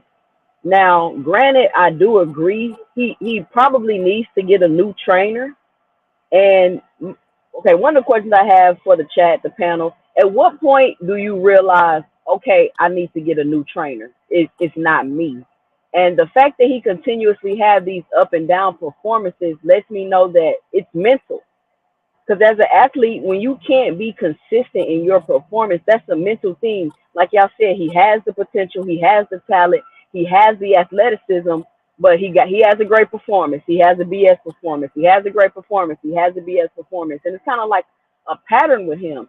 And then also, at what point are you showing, as far as Ortiz goes, or any other fighter for that matter, at what point are you showing the sweet science of boxing versus running? Like, what is the difference with that? Like, can we establish some checkpoints? Because some people may say, oh, well, he ran the whole night. And then some people may say, well, it's T.O.'s job to make him engage. And then you'll hear people say, well, if a fighter don't want to get knocked out or don't want to get hit, then it's going to be hard to engage with that fighter. So I don't believe that Ortiz necessarily did enough to beat the champion. You know how they say to beat a champion, you got to beat the champion. I don't necessarily say he did enough to do that. But at what point are you just running versus displaying the sweet science? And at what point should it be a realization of like, you know what, I probably need to get another trainer? I think those are good questions. I think let's establish this first. When you look at what Ortiz did last night, right? Ortiz was making T.O. miss, and periodically he was making him pay. That's the difference between running and using boxing skills or effective defense or tactical defense, right? And I'm not saying that Ortiz did a great job doing all of that the entire night. I'm just trying to establish what you call the checkpoint. And the reason why I want to establish that checkpoint is because, like I said before, all of you all came up except for D35. And D35, you heard me say this, and everybody else heard me live and say this. I'm hearing people pick and choose when they want the rules to apply. Because when Boots fought Karen Shabangbu, I don't know his last name, but when he fought the guy Karen, people were criticizing Jerron Boots Ennis. Okay? Oh, he don't know how to cut the ring off. And they know Boots is a very special fighter. They didn't want to give him his credit. But they the same ones that criticize Boots, but want to sit up here and praise Teofimo Lopez. You see what I'm saying? Like, come on, y'all got to stop, because Karen, to me, that was running because he didn't make Boots miss and make him pay. Where Ortiz, I can tell that was a part of his strategy to win. Karen, he was like, I just don't want Boots to touch me and knock me out. Or at least that's what I observed. And I could be wrong. It seemed like his game plan was not to engage at all with Boots. But whereas though with Ortiz, he was putting up a better effort. Now, it wasn't a consistent effort, and he didn't close the show out like he should have in the later rounds. But my point is, when we look at checkpoints, I wanted to establish that. Number two, when you know that you don't know how to make adjustments, or your trainer, whether it be your dad or somebody you cool with, is not giving you proper instructions inside of the fight, or if they are giving you instructions and you as a fighter, you're not computing that consistently, then there's a disconnect there between the fighter and trainer. And that's one of the telltale signs. Maybe I need to get a new trainer. Maybe I need to, even if I don't fire my head trainer, let me pull in another fresh set of eyes, someone who's more experienced, someone who has a world caliber background in training. And the reason why I say that is because being a good trainer is not just how a fighter performs in the ring. The fighters still have to produce in the ring. Being a good trainer is about making the necessary adjustments and preparation so that the fighter will know what to do when he or she is in that ring. It's all about preparation. And so if you get into a fight, let's say Teofimo Lopez, 2 out of your last 3 fights, and you keep doing the same behavior patterns and you're not making adjustments, there's a disconnect there. I just wanted to make sure I answered those two questions for 2 cents in my personal assessment of getting a new trainer and establishing a checkpoint of what's running and what's using the science of boxing to be effective in your defense. And I have to say the third thing, because I think this is just equally as important. Everybody has the old adage that states you have to go and take the title from the champion. That's just an old adage in boxing. And no, you don't. All you have to do is meet the 4 criteria levels that the boxing judges are using to score rounds. It's very simple. Double M, what up?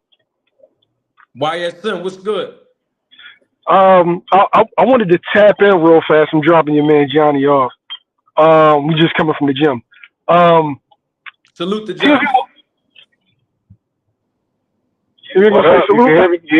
Y'all can hear me? What's up? Yes, sir. All right. So Teofimo Lopez, he fights in a wide bladed stance. And by fighting in a wide bladed stance, he often leaves like avenues and escape routes for guys to spin out. And when he's trying to cut the ring off. So I feel like that's a fundamental mistake. It's more technique than anything. But he's been using this technique for so long that I don't think he has the capability of adjusting. And you saw that in the Sandor Martin fight, and now you see that in this fight. But with Josh Taylor came to him, right? Josh, he's very good at when a fighter is walking to him, counterpunching and all that. But when he has to cut the ring off and create his own offense, he's subpar, or if not average, right? When people are like referencing like the Boots fight, it's kind of the same, but it's slightly apples and oranges simply because people aren't questioning if Boots won the fight. People know that Boots won every round. People expectations for Boots and for Tio is different. They expected Boots to knock dude out. They knew he won. There's no question that he won. He won every round. With Tio, there's a question if he won or not. And I don't think he did. I think he lost that fight. I do too. Well, yeah, that's just my thoughts on it. Well, that's a good point. NAK, are you there? Oh, yeah, my fault. Yeah, I was muted. What's You hear going me? on, man? I'm cooler, man. How you doing, and how's everybody on the panel? What's What up, up, my guy? NAK? I'm I'm cool, good. cool. What's your take on this fight, man? That happened last night. I mean, lackluster to say the least. I had Ortiz 7-5. You know, I would have been mad at a draw. You know, but that 117, 111 scorecard was definitely wild. But I mean, I think the fight just solidifies the blueprint is out on Tio. I mean, YSM kind of touched up on it a little bit. It's like he can't create his own offense on the front foot. He's used to guys coming at him and then utilizing his counter. But Sandor Martin, you know, is laughing his ass off right now, man, because you know we all see it now. That wasn't a fluke. Tio, you know, he's one of my favorite fighters when he's on. But I think it's going to be tough moving forward. I mean, unless Top Rank do a much better job at matchmaking, and the irony is they're supposed to be the masters at matchmaking, but they haven't been doing Tio no favors, man. We're matching him up against, you know, two out of his last 3, you know, fights. But we'll see how he takes it from there. But you know, they got a lot of work to, you know what I'm saying, to do. But one thing I will say about Tio, we can change trainers, but I don't think it's just the fact that, you know what I'm saying, he necessarily needs to, you know, to change trainers, because his dad, and you know, it's not just his dad is training him. You got other helpers in the gym. if he actually listens, because Tio's problem, I think he doesn't take advice. He doesn't listen, especially during a fight. So, What did and his, that's when quick question. You said he doesn't listen. Can you give me some instructions that his dad gave him, not just last night, but including in the Sandor Martin fight? Did you hear his dad give him some practical instructions? I honestly can't come up with, what I'm saying, something, but so that's been one of his criticism is that he has mental lapses and he stops listening to his corner. Oh, okay, because I haven't heard his dad give him no Yeah. instruction, no real instructions. Yeah, no, I'm not here to say to praise his dad whatsoever, because his dad is No, I'm just saying you he's a said he goofball. don't. No, you said he don't listen, and I'm trying to say listen to who? I haven't heard anything worthy of listening to when you're not in prep. See, listening comes from we doing this already in training camp for 6, 8, 10, or 12 weeks. We're doing this already, and you're not listening to me. We rehearsed this for weeks. That's when I hear people say you're not listening. That's to me, that's what not listening is. But if you're not doing that in training camp, there is no expectation for a fighter to come out of nowhere and just do what a trainer tell him to do or not to do when you haven't been rehearsing it, you haven't been practicing it, you haven't been prepared for it. There's no way that I sat up here and told Jermaine Ortiz in my prediction it wasn't even a prediction. It was more of a breakdown on Wednesday's live the other day this week, and told Ortiz what he needed to do to win this fight. And thank you D35 for giving me my flowers. All of what I told him to do, he did it. There's no way that you're going to tell me that the training staff didn't see the things that I've seen of the skill sets and strengths of Ortiz, but they didn't have any adjustments. So you got to make adjustments in the fights. That's all I was trying to say, I agree. I agree with you there. I definitely agree. The preparation wasn't there for sure because, they should have expected Ortiz to do what he do. They should have expected him to fight a similar fight. NHA, I got a question for you real fast, bro. Sandor. Yeah. NHA, I got a question for you though. Is it not bad? Ortiz is not looked at as a switch hitter. Does it not make it look that much worse that dude thoroughly outboxed you in his secondary stance? That you couldn't do anything with him in his secondary stance, bro. That's not even that. Yeah, I'm just dropping on that note. That just makes it look that much worse, yo. But I think YSM that it was more shocking that he came out in his secondary stance and Tio in his corner. They reacted like they never seen that. Like it was a surprise to everybody that he was coming out in his southpaw stance the entire fight. It seemed like they didn't have it was crazy. But if you notice, didn't they have a heated press conference with Jermaine and Tio? And and he had a heated press conference with Kim Bosa. And he came out as an aggressive fighter, like he was just going to go in there and run through him. And with Kim Bosa, he set traps and got him up out of there. And with this one, he made him look basic by movement. He made him just look ordinary. Like you can't cut this off. You can't stop this same movement. I'm a sit there, throw a couple jabs, move out to the left. Move out to the right. Every time he did it the entire fight. And I think he just arrogant coming into the ring thinking that he just go run through these fighters. And it don't work out that way. It definitely don't. Yeah, I don't understand the criticism. Go ahead. I'm sorry. I was gonna say Top Rank. What I was gonna say real fast is Top Rank protected him from the real criticism simply because when he lost to George Kambosos, that was on his own. Right? That wasn't his promoter. On Top Rank, we've seen him get 2 questionable decisions, but he came out on top because he's the A-side.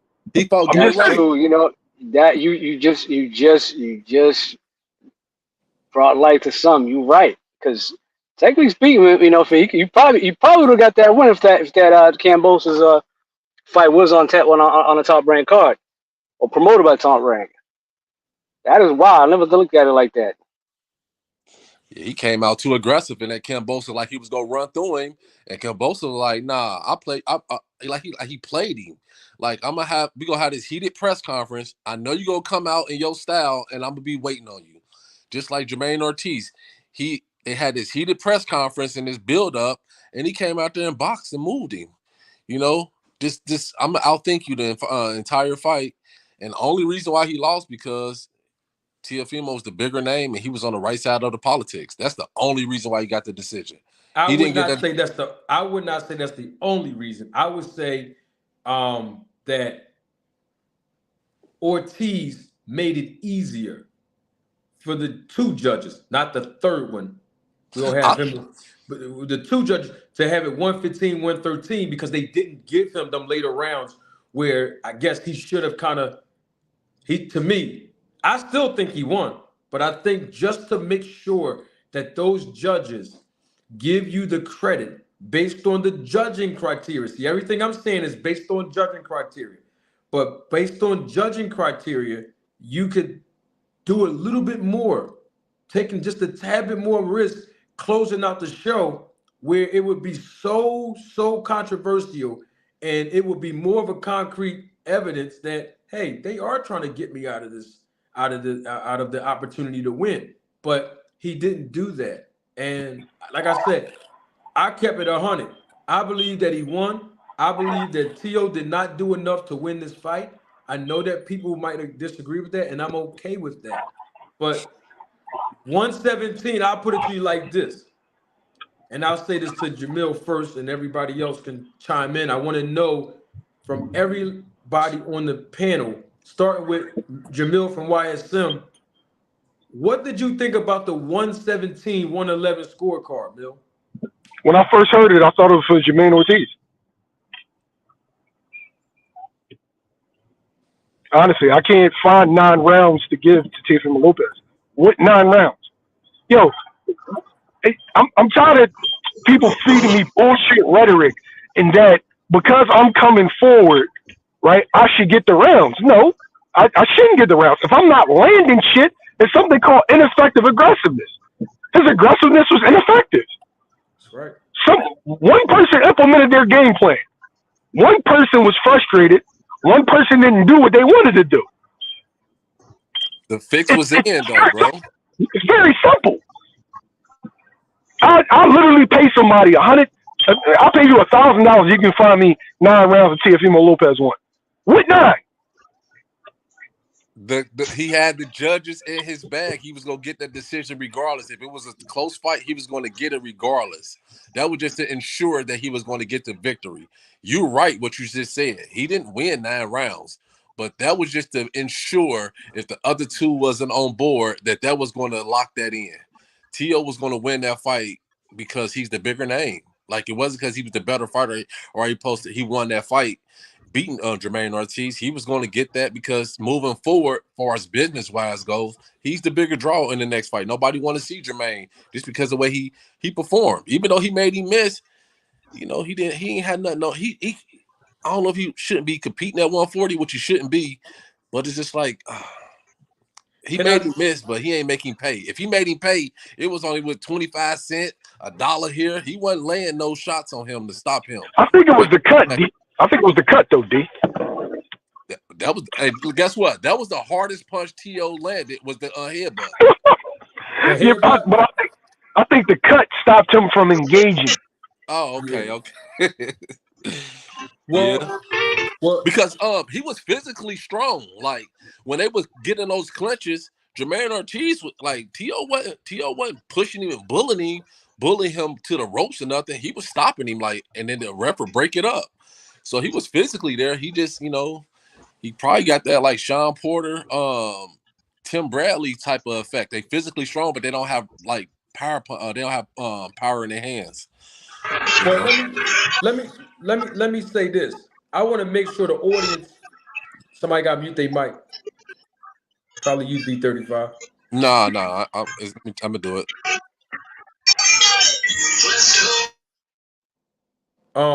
Let me make sure that the audience understand what I'm saying when I say I believe Jermaine Ortiz won this fight. I'm looking.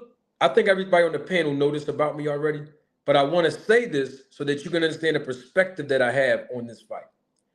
I am trained and certified as a judge, right?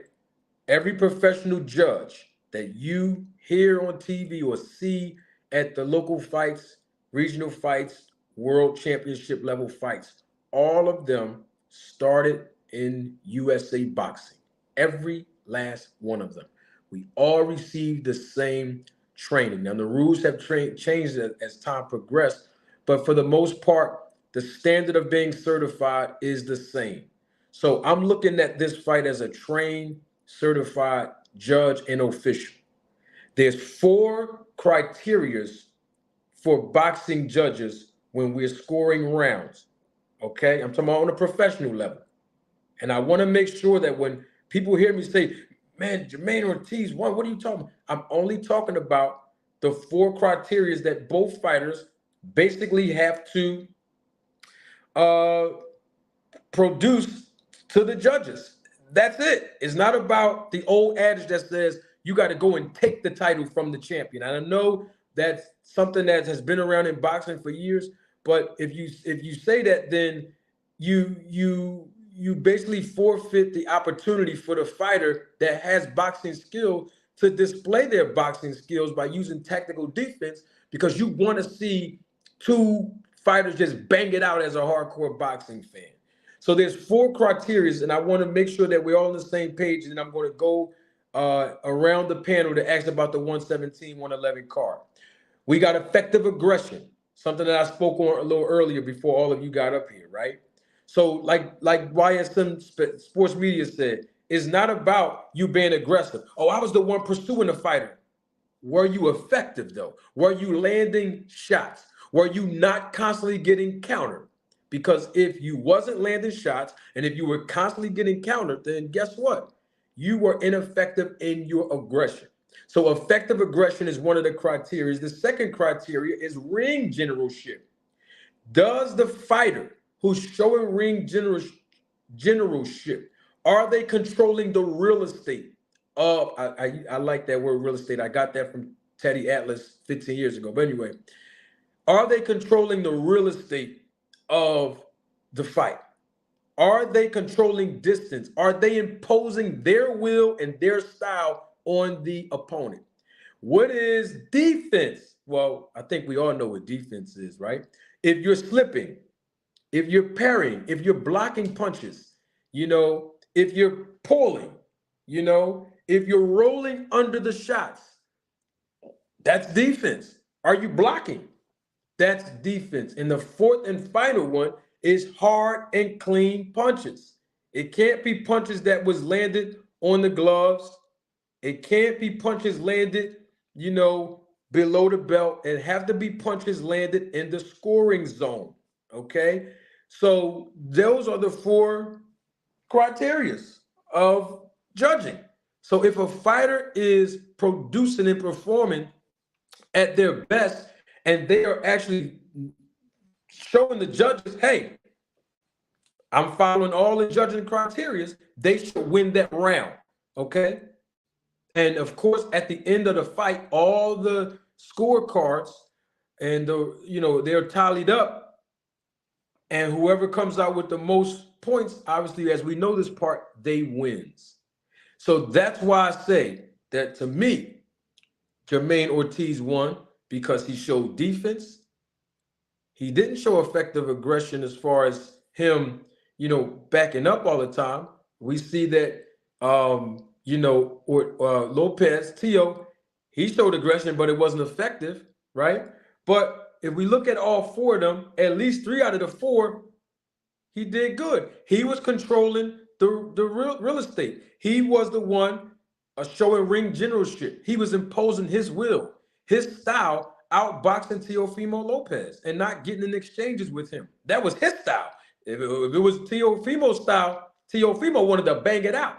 But Ortiz imposed his will. He imposed his style, and he made Teofimo basically cater to his style by controlling the real estate of the ring. That's ring generalship. And of course, he did. He missed a lot of punches, just like Tio did, but he did land some counter punches that were effective. So I think overall, when you look at all four of the judging criteria, then I think that Ortiz did more on that list than Tio. And with that being said, let me just do this because I don't think all of you were up here when I put the punch stats on the screen, and then I'll go around the panel to get your take on the scorecard of 117, 111.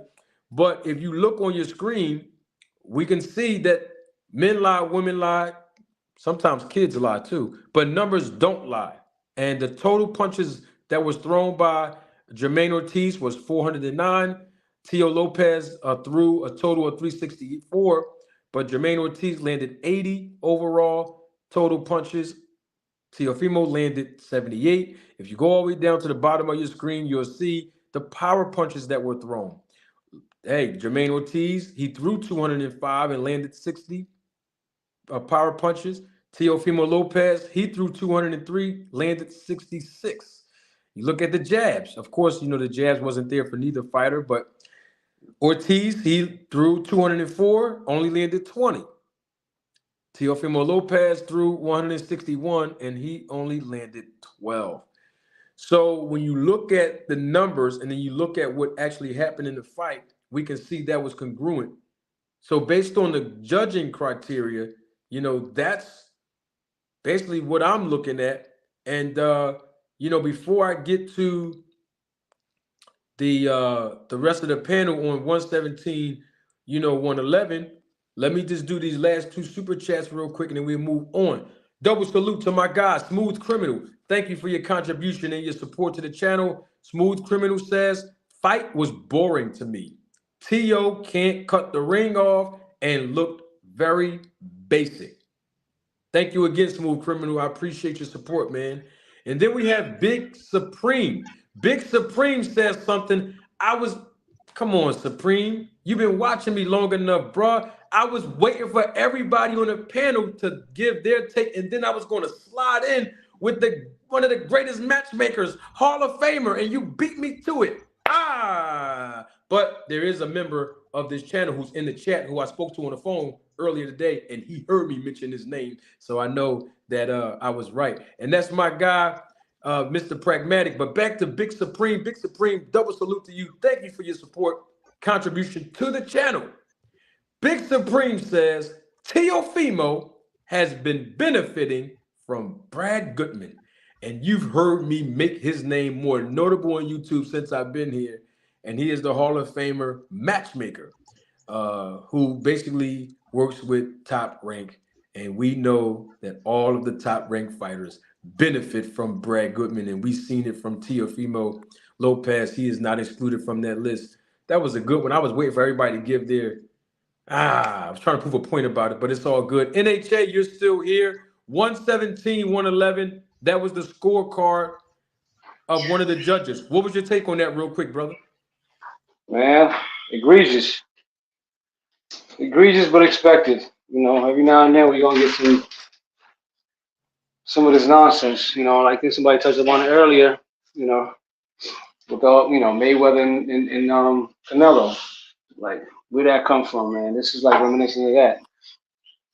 But there's no way Tio won 9 rounds. There's no, I wouldn't give him anything more than 5 rounds, maybe 6, you know, a draw. But 9 rounds, like where? I think whoever that judge was, man, he already had his scorecard filled prior to the fight. He's like, this one turned in, this one did. But it's like, man, I don't get the criticism of Ortiz. You know, you got, but I guess it's, you know, it's the fans' take on what they preference, and I guess some judges too. Some judges prefer aggression. They don't care if it's effective or not effective, as long as it looks like somebody's trying to fight, quote unquote. But ineffective aggression, especially if your ineffective aggression is getting countered, and I know some of them flurries that Ortiz was throwing, a lot of them was landed, but how is that not, you know, deemed effective aggression? Like if you coming in, you're not really throwing nothing, but the guy's countering your flurries and some might land. I don't know. It's one of those most bizarre scoring cards I've seen in quite some time. And yeah, I didn't expect that at all. Not no 117, 111, but it's boxing for you, so par for the course. But that's all I got on that. Yeah, those scores are wild. I got you. Ironheart, glad to have you back up here again. Are you there, Ironheart? Yes, sir. I'm here. All right. Well, I mean, you see it on your screen. Everybody see it right now. We had one judge scored it 117, 111, while the other two judges scored it 115, 113. 117, 111 in favor of Teofimo Lopez. I mean, what was your take on that, bro? The scorecard. I'm gonna be honest. I only watched 5 rounds of the fight. It was not even Teofimo hasn't even been on my radar like that. But when I do see and I don't want to give a full assessment based on that scorecard because I haven't watched it in totality. But I think that the scorecard is revealing of who kind of has like the media push behind them and stuff like that. It just seems like, it seems like it's a lot of favoritism. Like they're kind of trying to force Teofimo onto the fans, I guess, due to marketability or whatever, whoever he may have in his corner. But I didn't see anything in the 5 rounds. Thank God I had some stuff going on that actually pulled me from the fight, but it really wasn't holding my interest to that level anyway. I do have a criticism about Teofimo, but I'll wait till we go around the panel with that with your question to lay that in. All right. 2 Cents Boxing. I'm gonna put it on the screen real quick. So everybody else can see the scorecards again. 2 Cents. 117, 111 in favor of Teofimo Lopez. I mean, basically, if you go look at the scorecards, it's basically it's calculated that this judge had it 9 rounds for Teofimo Lopez and only given 3 rounds to Jermaine Ortiz. 117, 111, 2 Cents. What's your take on that scorecard?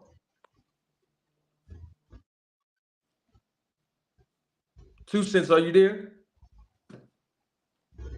All right, let's go to Fort Greene Farrell. 117, 111. I mean, you just saw the scorecards. I'll put it back on the screen again. Basically, both the other judges had it 115 and 113. A little bit closer. But this judge had it 117, 111.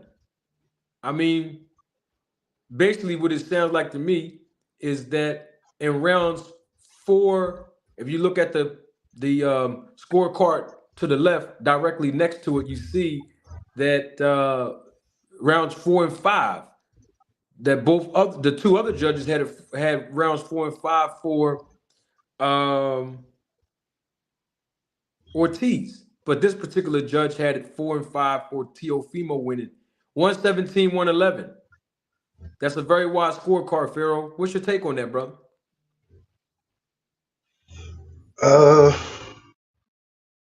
With such a marginal gap, I would say that judge was definitely trying to lock in a victory for Teo, just in case other judges decided to have it the other way. That's just my take on it. Okay, got you. D35, you still with us? I think him and 2 Cent are muted. I didn't mute them, so they may have muted themselves. 2 Cents Boxing, are you there?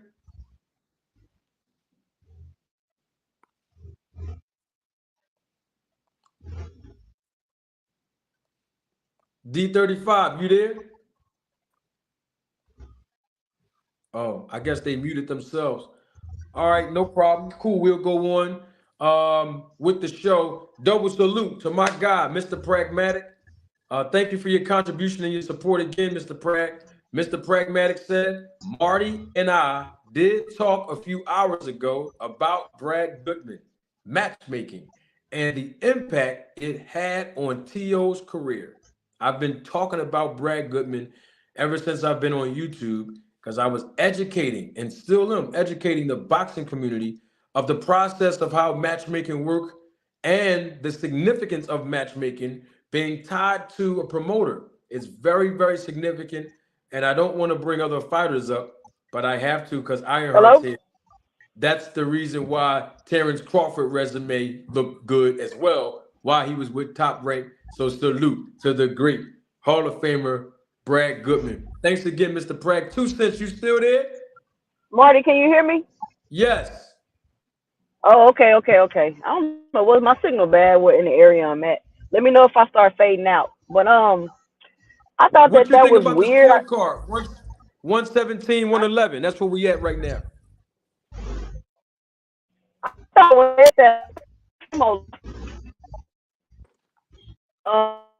think that's probably why he was crying. The 150, the 170. I don't know how true this is. Can y'all hear me? Yeah, you were going in and out a little bit in the beginning. Hello? We couldn't make out what you said, 2 cents.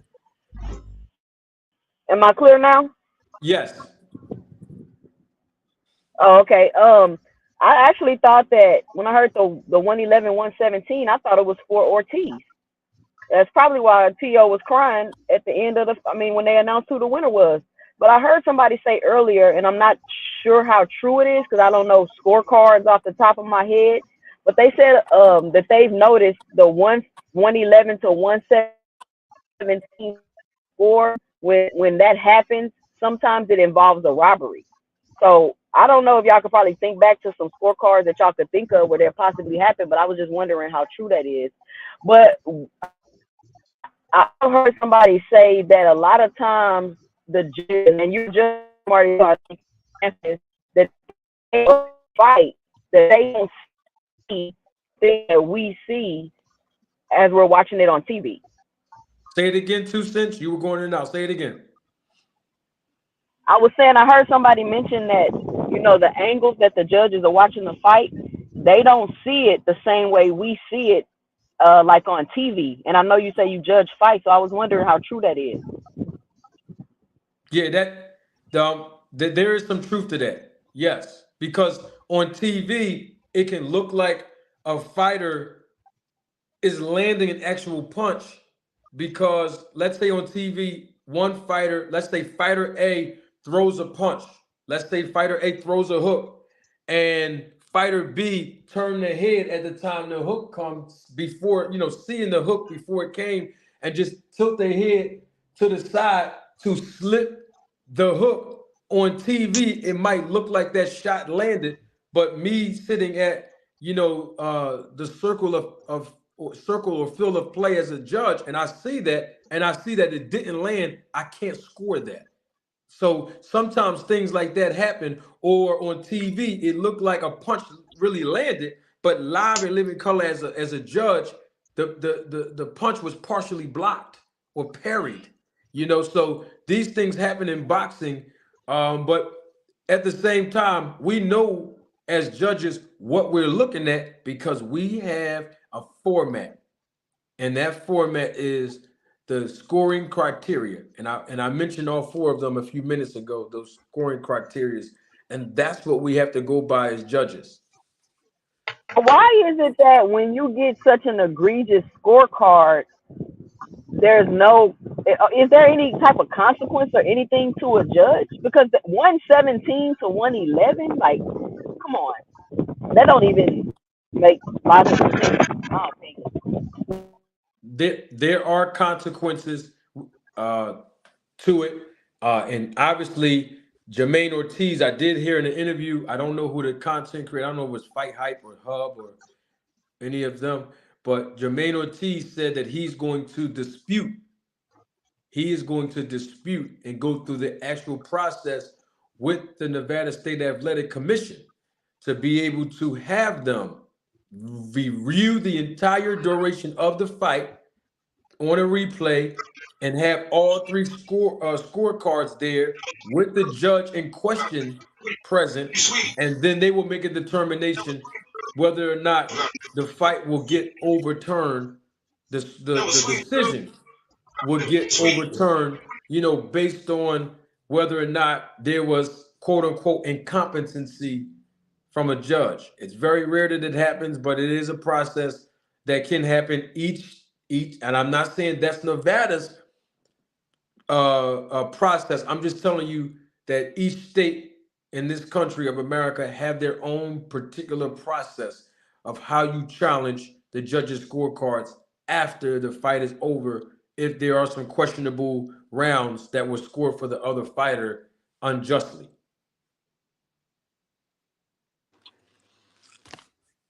I got a question. Have there ever been where there wasn't no no fighter getting popped dirty or anything, where it just was the bad scoring where they overturned it?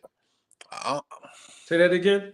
Have they ever been a fight card where the scorecards were so bad that they just overturned it, or like I done seen them overturn stuff like PED use. They get popped with steroids after the fact, and with Keyshawn Davis and when he was smoking marijuana. But I don't know if I can remember anything. Even like the Aaron Pryor with the water when he was in the water bottle.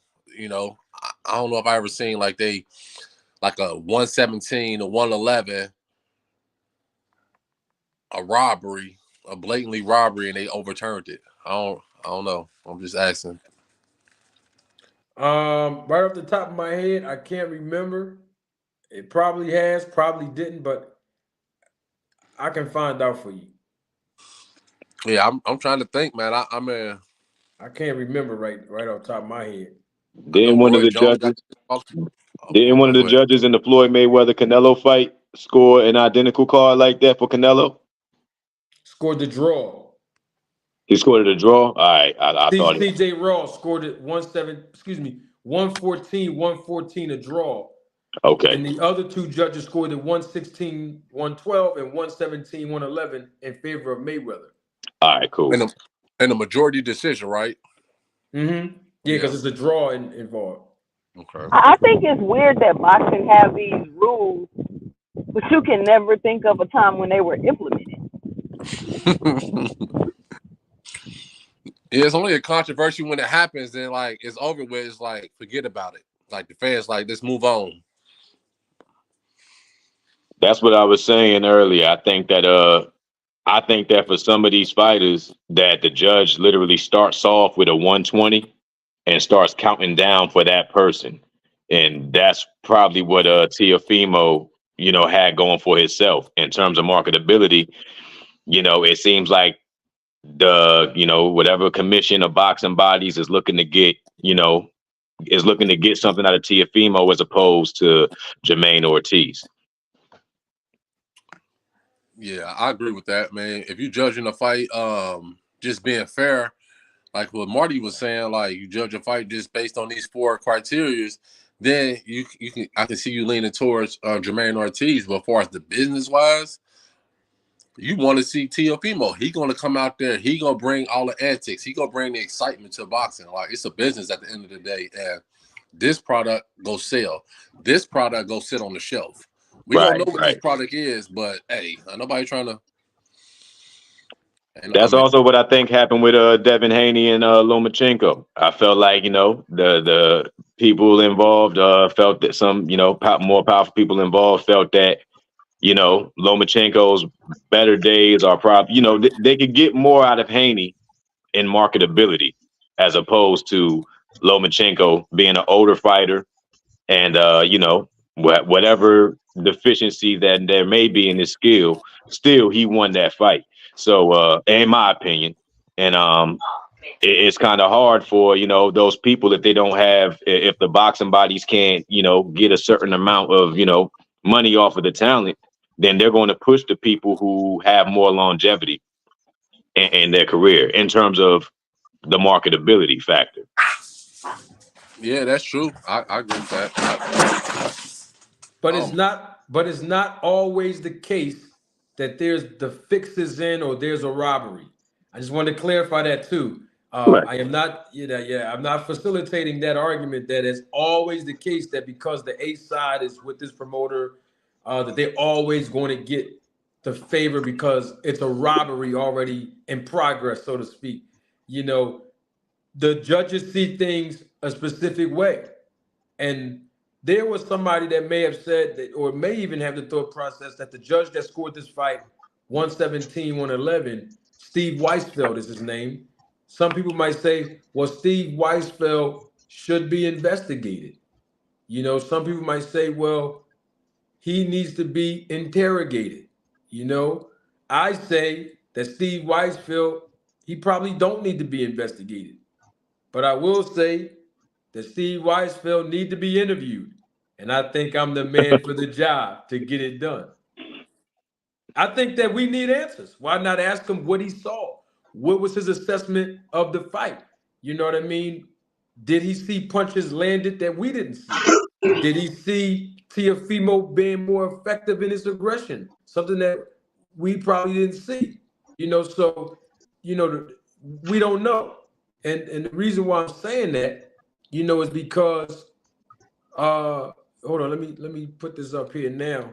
I want to make sure. I did this earlier, but since the new audience is here and I got you all on the panel, I'll show you all again. I ain't gonna put his number out there, but y'all can see that on your screen, right? Right. You see that 2 cents boxing?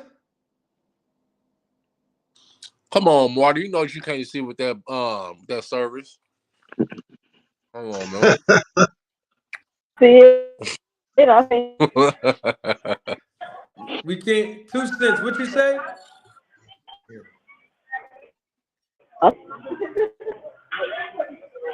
Hello? You can't hear 2 cents. 2 cents. You got to turn the cup the other way. You got the cup turned the wrong way. You're crazy for that. That's my. So basically, what I'm saying is, he might just need to be interviewed so we can be educated on what he saw, what he didn't see, and why not me call him on the phone and see if he's willing to come on the Roller Tape podcast and educate the audience. And don't forget, hold on, let me show y'all something else. I got to do this, Ironheart, because you see in the comments section how people be being very disheartening and inflammatory remarks. You see it, right, Ironheart? You see what they be all the mean. They be wilding, man. They be wilding out here, man. I don't know what's wrong with them. They say all kind of you know, bad things about me. But here's the thing. Let me show y'all this. Let me show y'all this as well. Okay. Y'all see that on your screen there? Yeah, I remember that one. All right. Well, he was the referee that officiated this fight between Lomachenko and Jermaine Ortiz. So maybe the setup is there. I can give him a call and see if he can give us another interview and get his perspective from an official standpoint of, you know, what happens in the fight from a referee standpoint where two fighters are not really engaging. We need answers, and I think they are the most credible experts to provide us with those answers. And I'd rather for them to do that so no one can speculate that their fix was in, and, you know, they might have, you know, the judges might have seen it different ways. We don't know. And that's why I always try to reach out to my contacts to see if they can come on and provide us with answers as experts to provide us with education. This is something that some people's favorite content creators can't do. And that's why I'm glad you all are here this evening. And also, let me say this, and I'll let you guys and ladies go. Ryan Garcia versus Devin Haney is supposed to be official. Devin Haney said it on his Twitter, or X, formerly known as Twitter. We've seen flyers going all around. They're saying that Ryan Garcia and Devin Haney is official to happen on April the 20th. We don't know if 2 Cents can hear us, but we'll start with NHA. NHA, what's your take on that? Didn't think it was gonna happen, but shout out to both of them because they're making it happen. You know, shout out to Ryan because he's looking like the only, you know, out of all all four of the quote unquote kings. Well, Haney too. You know, they actually put in the effort. You know what I'm saying, to fight some some of the top guys. So shout out to both of them. I'm excited to see the Hello, fight. can y'all hear me? I think. Oh, Diggle 2 cents right there. 2 cents. We here. Okay. Quick question, 2 cents. Thank you, NHA. Devin Haney, Ryan Garcia. It's been made official from what we've been seeing from Devin Haney's Twitter account. Everybody's posting flyers now on social media outlets. Ryan Garcia, Devin Haney. What's your take on the 2 cents? Real quick. I think it's a good fight. I think it's a dangerous fight for Devin. I know a lot of people be trying to sleep on Ryan Garcia, but like I said before, he's not levels below these guys. He grew up with these guys in the amateurs. He's actually beat Devin Haney 3 times in the amateurs, and he has those fast hands and that hook. And he's big, he's young, and that's gonna be dangerous for Devin. He's fast. He has those fast hands. It's going to be dangerous for Devin if he can catch Devin with one of those hooks. So I believe that Ryan is more talented and athletic than Devin, but I do believe that Devin is the better boxer. So I think it'll be a good competitive fight. I think if it goes 12, Devin wins. But if Ryan's able to stop Devin, if Ryan's able to take away his jab, I believe Ryan will be able to stop Devin. Wow. 2 cents. Real Yo. fast. So you said Ryan is fast. He's young, got the hook, and what else? What's the main thing for you making your decision? I said I think Ryan is faster, more powerful, and more talented than Devin. And also, he's good looking, because that's the only reason why you like Ryan Garcia. Don't go leave that out. Hey, yo, dude, I was trying to figure out. I've been trying to figure out why 2 cents like him so much, man. Because Ryan is like, I'm baffled. What is it about it? So it got to be that. He got pretty eyelashes. That's Listen, Ryan has mastered the punch that you don't see coming. That's dangerous for anybody. You need to master a whole lot more. Well, without giving too much of a prediction, we got to come back here and we got to build a whole panel on this to give prediction, breakdown. Is this fight really going to happen? That's we're going to see. Ironheart, before you start, let me give a double salute to a member of this channel, supervisor of the Road to Take film crew, my God, Jeremy Austin. Thank you, Jeremy, for your support and contribution to the channel. I appreciate you, man. Ironheart, Ryan Garcia, Devin Haney. It seemed like it's official by all accounts. What's your take on that, man? We did touch on this in the previous episode where I think that, for one, both of them need each other in terms of, marketability, validation. Devin Haney needs that fan base. Devin Haney needs to steal a couple fans from Ryan so he could put himself in a more, in a more suitable situation in terms of, getting bigger purses and all of that.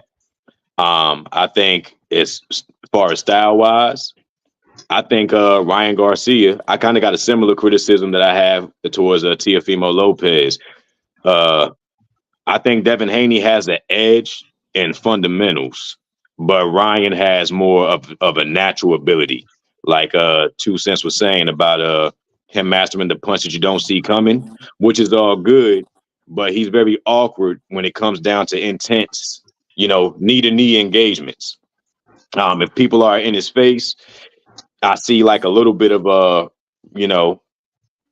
little bit of awkwardness when people are like backing him down and putting him in a real strict engaging situations. So I think he's like more of the, like I was saying previously, like a rangy taekwondo type of, catch you with the full extension, maybe with the hook if he's at the right range. But if you're inside putting pressure on him, I think somebody like a Pitbull Cruz, would give Ryan hell.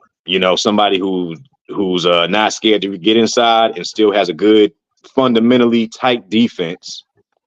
That's the guy that gives Ryan a lot of problems. So I would edge I would edge it to Devin Haney if it goes 12 rounds, not including snack. But look, when it comes, not including snack, but unfortunately, I don't think we can't not include it or disinclude it. But I do think Ryan does have a lot of good ability, and I think Ryan has heart that a lot of people don't give credit for. Ryan is really looking to prove himself against these fighters and show that he's not just, you know, some little pretty boy. He definitely wants to step out of the Oscar De La Hoya light. And I think that he, you know, I think that that heart goes a long way. But he definitely needs somebody like, I don't know what his situation with Derrick James is, but you have fighters like Ryan, like Teofimo, who have natural ability. I think that Roy Jones was also a product of that. Somebody who had natural ability, but when stuff gets sticky, boxing has a textbook that makes it boxing for the people who don't have the natural ability to dodge a punch, and you know that has a, you know, just this God-given gift of head movement or all of the, you know, speed, above average speed, anything like that. There's certain things that these fighters have that you don't necessarily get traditionally into a gym, and you get with coaches. Every coach should be a student of the game to the degree where you're able to download or tone down the natural ability of the fighter and install those fundamentals into them, so that whenever this stuff gets sticky, they tighten their guards. Your elbows are protecting your organs. You know, your hands are protecting your temple and your jawline. You want to make sure you have that in. And some of these guys with the, you know, like somebody made a mention of Teofimo's wide stance, Ryan's speed, you know, like that ability gives people who have fundamentals a certain level of, you know, basically some holes to exploit on those fighters who have that great ability, you know. So you think this would be a competitive fight, basically? Absolutely. All right, for Green Pharaoh, I kept seeing you shake your head over and over and over again. I don't know why. You don't seem impressed. I mean, what's going on, Pharaoh? Garcia versus Haney, could care less. I'd be more impressed if Frank Martin stepped up to 140 and fought Dev. Ryan, and I respect everybody's breakdown, but the hook and being fast and so-called slick, he tried that with Tank. How'd that work out? And That I'll goes leave it back to the there. fundamentals. That I goes think back to the fundamentals. I think he was over aggressive. I think he was overconfident and got overconfident in portions during that Tank fight, and he paid dearly because Tank has that knockout power. So without going into a whole prediction, because we're going to set a whole panel on this, D35, what's your take? Ryan Garcia, Devin Haney, April 20th. They saying it's going to happen. What's your take on that real quick, man? Oh, real quick, I have to agree with 2 Cent. I have to agree with Ironheart. I think it's gonna be a competitive fight. Simply because they both gonna be at 140. They both go come into the ring comfortable. Devin Haney has pop on his punches. Ryan has the knockout power, and but I think I ain't gonna give no prediction. I think it's gonna be a good fight. It's gonna be entertaining. Only thing I do disagree with Ironheart is the fans, because I believe Ryan Garcia fan base don't care if he wins or loses. They just like Ryan, and they don't really follow boxing. They follow him outside of boxing. So what Devin Haney may think in his mind that he's gonna get from this fight, he's not gonna get it. He's looking for becoming a star, and beating Ryan Garcia is not gonna become. He's not gonna become that boxing star by stealing them fans, because them fans don't care nothing about what Ryan do in the ring. They care about what he do outside the ring when he go on Twitter and, you know, the modeling and all the other extracurricular activities that boxing has produced for him. You know, so I think it's gonna be a competitive fight. I ain't gonna give my prediction because I'll wait for that and tell you my reasons why. But I agree with you, man. Like Ryan Garcia, he do have heart. He out here trying to make the fights. He hear all the chitter chatter about him, and he like, hey, let me get in there. I believe I can fight, and most people won't put their star power on the line back to back like this. I definitely agree with that 100%. All right. Well, hey, we're going to come back on Monday to pick up where we left off because I'm sure it's going to add more steam to, the fight between Ryan Garcia, Devin Haney. I mean, I appreciate everybody coming up on the panel. This was a really good show, really chill. We had some great support from the super chat, the chat itself. We had a great live panel. Appreciate all of you guys and ladies as in 2 Cent Boxing coming up. I got a truth and evidence. We're going to do that. So when you come back on Monday, I'm going to do my small segment on truth and evidence. And I want each and every last one of you to come right back here live and live in color Monday, 4:45 p.m., probably 4:30, between 4:30 4:45 p.m. Eastern Standard Time. We got a lot of boxing to talk about. Somebody used the word SNAC, and I think that was Ironheart.